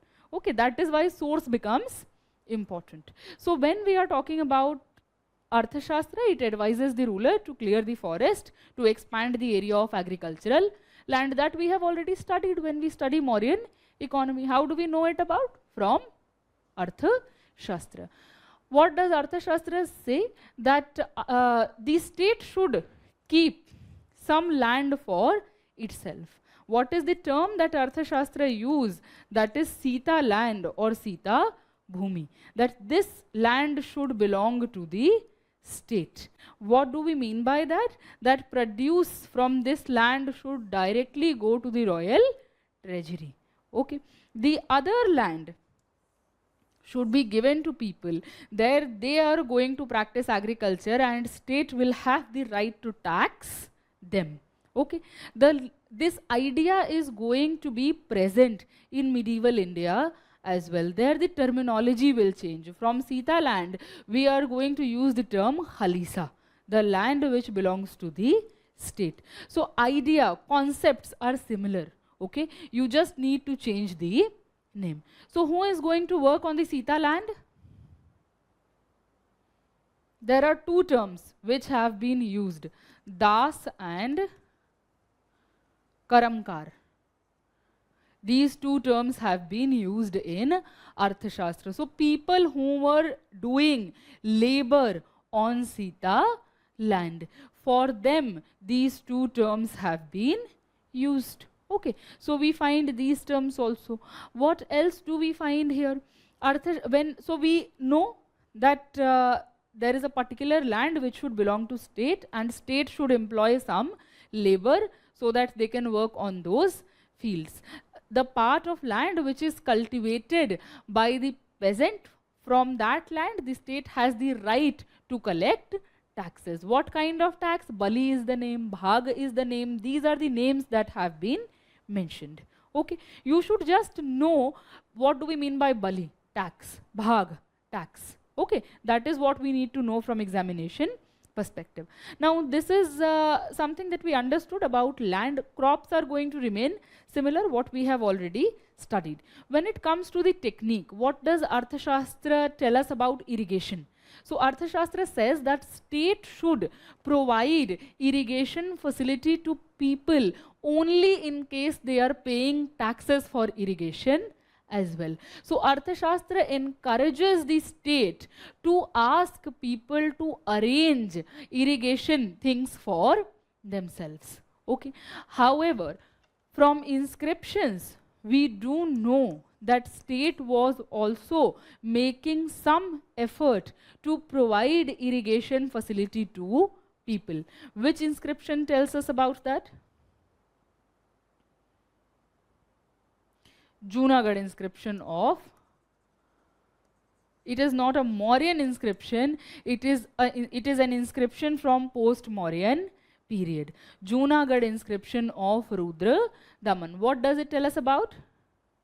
It tells us that there is this Sudarshan lake which was built by one of the Mauryan officials, and I am renovating it. So in that context, we know an information that Mauryan administrative people also made lakes to provide irrigation facility to people. So that is one very important inscription. This inscription is important for other reasons also. When we will come to post-Mauryan period, then we will talk about the importance of this particular inscription. Okay. Was the state collecting taxes in case of natural calamities? No. Arthashastra also advises against it. Arthashastra also says that state should not collect taxes when there is a natural calamity. We also have inscriptional evidences for that. The Shahgora inscription is debated because there is no mention of Ashok there. What is the basis of relating it with Ashok? The script and language. We know that in Shahgora inscription also there is this mention that there was a natural calamity due to which production was severely hit, and state is providing relief measure to the peasants. Okay. In Mahasthan there is one inscription. Mahasthan in Bangladesh, there is one inscription where we know that Ashok provided relief measures to people when there was a situation of natural calamity. Okay, so these inscriptions are also important from our examination perspective because UPSC keeps asking about Ashokan inscriptions. So wherever we find the mention of Ashok, we should remember that. Is that clear? So Mahasthan inscription giving us an information about relief being provided by state in the case of a natural calamity. Is this clear? So this is about agriculture. Now when we come to pastoralism, Arthashastra says that state should also establish its own dairy and make profit. See, Arthashastra is obsessed with two things. One, how to make more and more money for state. Second, how to ensure king's safety. So it keeps giving a lot of examples, and it keeps saying that king should not allow even the wife to come closer if his hair is in a bun. क्यों? कि बाल में कुछ ऐसे हथियार छिपा लेगी, तो बाल खुला होना चाहिए. Okay, so maybe his anxiety is stemming from the fact that a lot of rulers were killed previously or they were poisoned. So it keeps giving information कि ये वाला खाना जो है, इस खाने में poison होगा अगर ये animal ऐसा behave करने लग गया. If the color of the leaf is changing, that means the food has been poisoned. So it is obsessed with ensuring the safety of king, and also obsessed with the ways in which it can make the state more profitable economically. Okay, so in pastoralism, it says that state should establish its own dairy farms, but we don't know to which extent it was being practiced because we don't have other sources backing it up. Is this clear? So we just need to remember Arthashastra's perspective on that. Now when we are talking about craft production, what is happening here? So craft production, it is going to flourish here as well. Okay, in this context, remember one particular pottery, NBPW pottery, Northern Black Polished, where that is going to be prominent type of pottery. It does not mean that other kind of potteries will cease to exist. They'll also exist, but this is going to be the prominent one. Other things which we have studied already, sculpture making, weaving, house making, boat making, all these things are going to be prominent here as well. Here we find two terms that you should remember from examination perspective. One is Shreni and second is Puga. What do we mean by Shreni and Puga?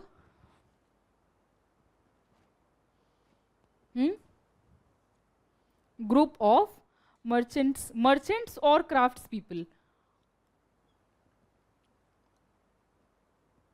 Craftspeople, there is a difference. Who is a craft person? Who produces a particular craft. Now that person can be a trader also. But there is a possibility that producer is somebody else and seller is somebody else. Is this clear? So remember these kind of small basic differences. When we are talking about Shreni or Pug, the English term that has been used is guild. Guild is a group of crafts people. So let's say people, so why people are making guilds? To protect their rights, to protect themselves from the customers.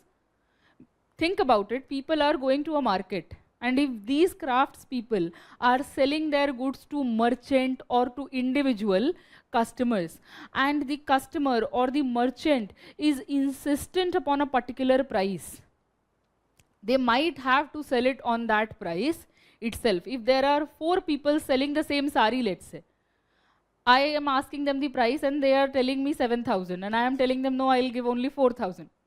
So 7,000 to 4,000.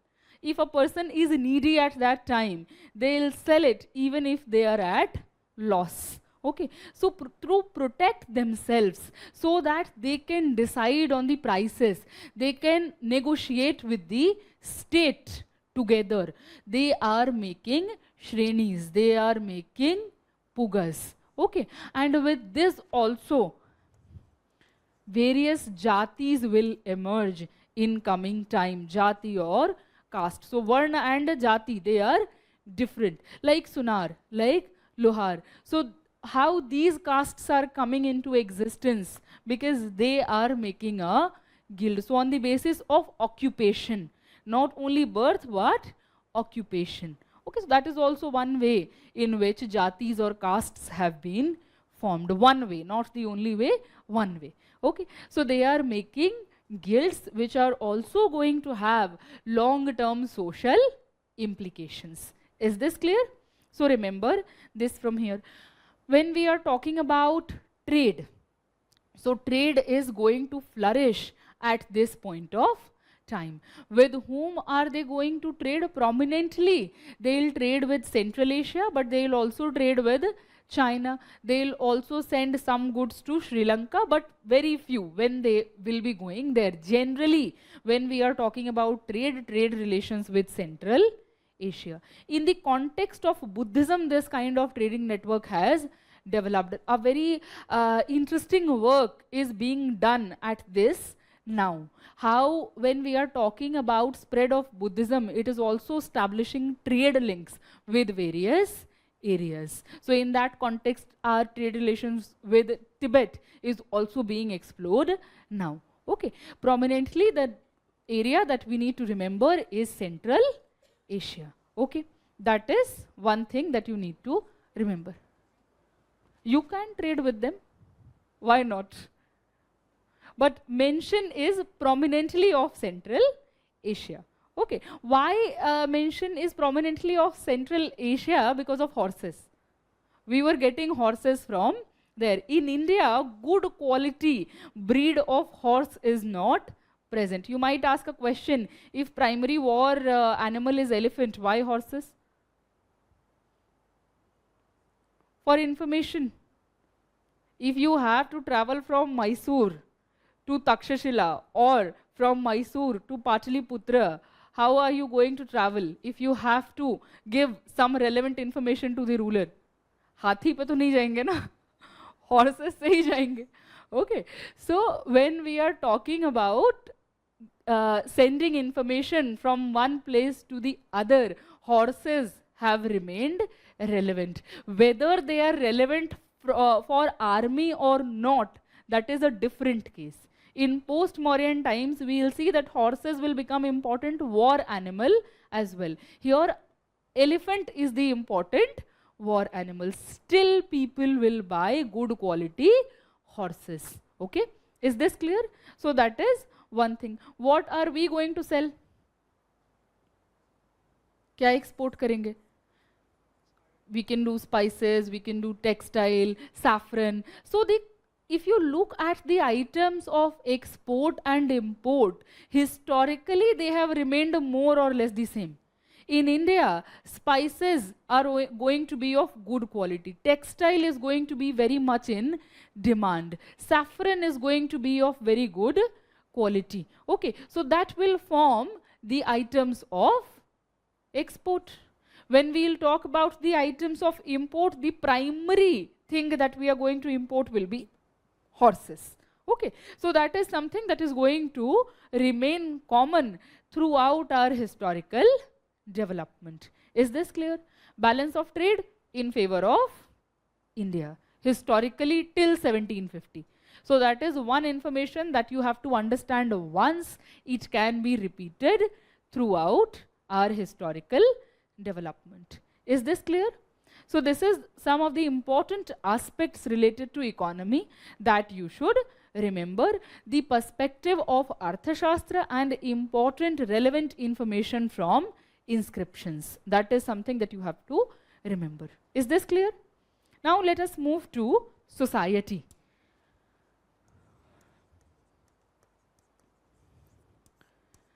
What do we know about society? So in society, we will talk about Varna system. Varna system is going to be present, that we have already seen in later Vedic period. Okay, so Varna system is going to be a part of society. How many Varnas are there? 4.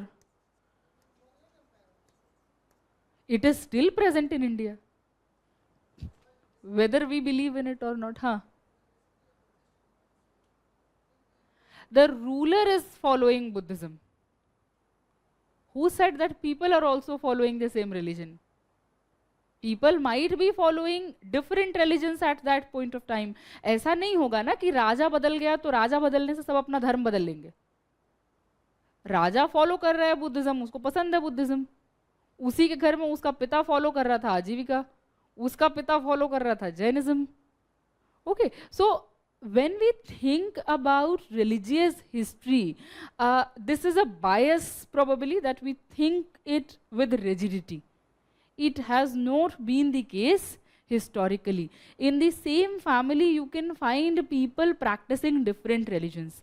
There has been a particular dynasty called Ikshvaku. You don't study about them in UPSC because that is a very detailed area. When we are talking about the history of Deccan, तो वो generally syllabus में है नहीं हमारे. But if you look at them, the husbands are following different religion, the wives are following different religions. So it is not that rigid when we are talking about ancient India. People had a lot of flexibility, people had a lot of mobility in that context. Okay, so this is one thing that we should keep in mind. Okay, here Varna system will be present in society. Castes are going to be present as well. So Varna system is there, various jatis, castes will also be formed gradually, and there will be various reasons for that. You must have already studied it. That is not important here from prelims perspective, but you know about that ki intervarna marriages ho rahi hain, or due to occupation various castes are being formed, or by inclusion of people of different identity various castes are being formed. These three ways have been given through which castes are being formed. Is this clear? When Megasthenes is coming here, he is making a mistake in understanding the system of Varna and caste. Okay, so probably he is mistaking people's occupational identity with their Varna identity. So this is a mistake that he is making. What might be the possible reason for that? That he is somebody who is not belonging to this land, one thing, who might not be familiar with the language spoken by people, second thing. Third thing, he is coming from a very different socio-economic place, and here he is coming as an ambassador. He is not coming as a common person. So the ambassador is going to go to the royal palace. The interaction will also be limited. So due to the limited interaction, possibly he was not able to explore the nitty-gritties of the society. Is this clear? So this is something that we need to keep in mind. That is one aspect of the society. Now the second thing that we see, not only in India but in general in the world, is the institution of slavery. What is the meaning of slavery? Who is a slave? When we talk about slaves, what we need to keep in mind? Historically, see, they are the people who don't have rights over their own body, one thing. Second, their progenies, their sons and daughters are also going to be slaves. Okay, so it is something which is generational. That is another thing that we need to keep in mind. And not only in India but in various parts of the world, the institution of slavery has existed, and in most of the places it has been abolished in 19th century legally. Still people were practicing it, but it was abolished legally. Okay, so now coming here, when we talk about the case of Mauryan Empire or India in general, in India the institution of slavery was mostly domestic slavery. What do we mean by domestic slavery? घर के कामकाज करने के लिए slaves were being used. Okay, during this very time we talk about Greco-Roman civilization as well. Greco-Roman civilization was based on slave mode of production. So when we study economy, we study about mode of productions as well. So slave mode of production, feudal mode of production, capital mode of production. We study about these mode of productions. When we are talking about Greco-Roman world, it was based on the slave mode of production. That means slaves were involved in production process, be it agriculture, be it craft production. Slaves will be employed in that. When we are talking about Megasthenes, he is coming from that cultural zone. When he probably saw people in India roaming around freely in the fields, he might had this misconception that slavery does not exist in India.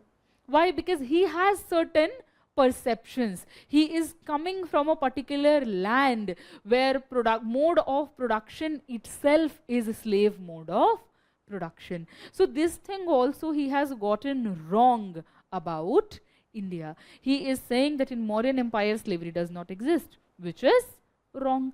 Slavery did exist in Mauryan Empire, and that is domestic slavery. Okay, and a lot of other sources tells us about that. For example, Ashokan inscriptions.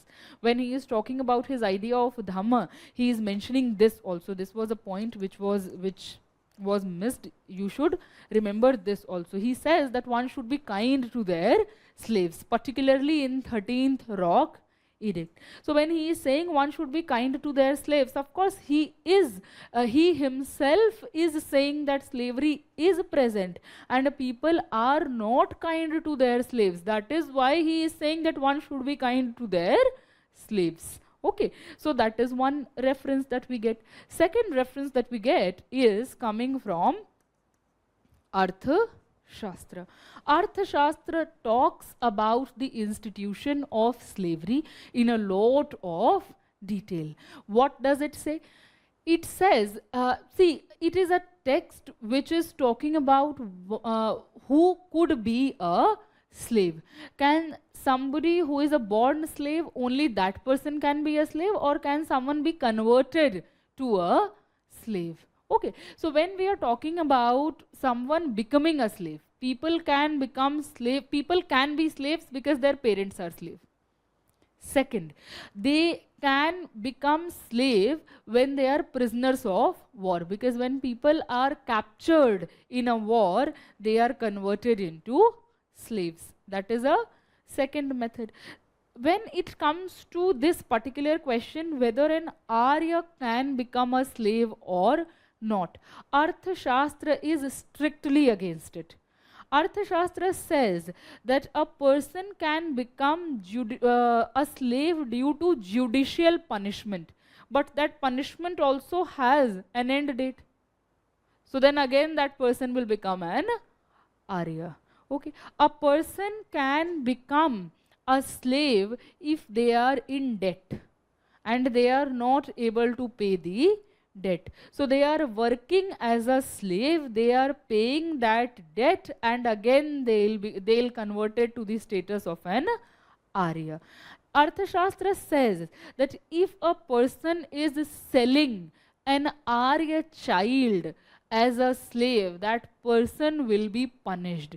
Not only that person, but also the one who is witnessing this act happening, that person will also be punished. So this is the kind of attitude that Arthashastra have towards slavery. Okay. Second thing, when it comes to women, Arthashastra is a text which is a bit progressive in this context. When we are looking at a text like Arthashastra, it talks about the rights of a female slave.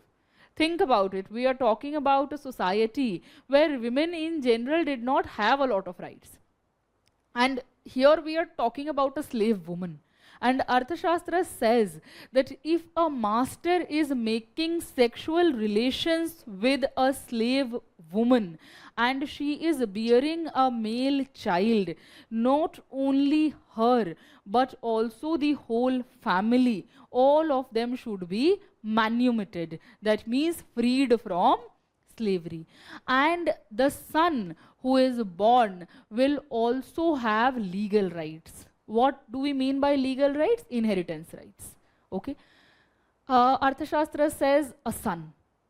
Arthashastra, even after being a progressive text, is a text of its own times. Okay. So when it comes to patriarchal norms, it does not question it because it is a text of its own times. These ideas are very modern ideas. Here today we are talking about these kind of ideas. It does not mean that we have to look for each and every progressive idea in the past as well. They had a very different lifestyle, they had a very different time period, and their different kind of ideas existed, whether problematic or good. That we can judge from today's perspective. From that particular time, Arthashastra was a progressive text. क्योंकि जिन लोगों के बीच में situated है वहाँ तो बहुत radical बात कर रहा है. ठीक है? So that is one thing we need to keep in mind. Okay. When we are talking about the son getting the legal right, is the son getting equal rights as the other Arya sons? No. The son is getting the legal right to inherit the property. It does not say that the son is going to have equal share in property. Okay. When we are talking about inheritance laws, उसमें भी ये होता था कौन से number पे पैदा हुए हैं, तो उसके हिसाब से property rights मिलते थे. ठीक है. When we are talking about the varna or caste identity of the mother, that also mattered. So the son being born from a woman of upper varna will have more rights in comparison to the son of a lower varna mother. So these kind of problems were there when we are talking about inheritance rights also. It was not about getting equal rights, but this idea of getting a legal right in itself seems to be very progressive considering that time period. Is this clear? So I hope this much is clear. By looking at the body language, I feel it's already time. Okay, so we can stop it here, and in the next class, we are going to take it forward. Is there any doubt from today's class? Everything is clear? Chalo, great. So what we are going to do tomorrow, we are going to complete Mauryan period. Yes, just let me finish this. We are going to complete the Mauryan period. We are going to solve PYQs which have been asked from these two topics, and then we will start with post-Mauryan period, okay? We'll stop the class here. Have a good day. Yes.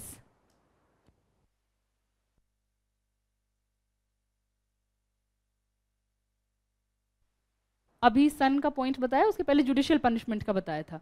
Okay.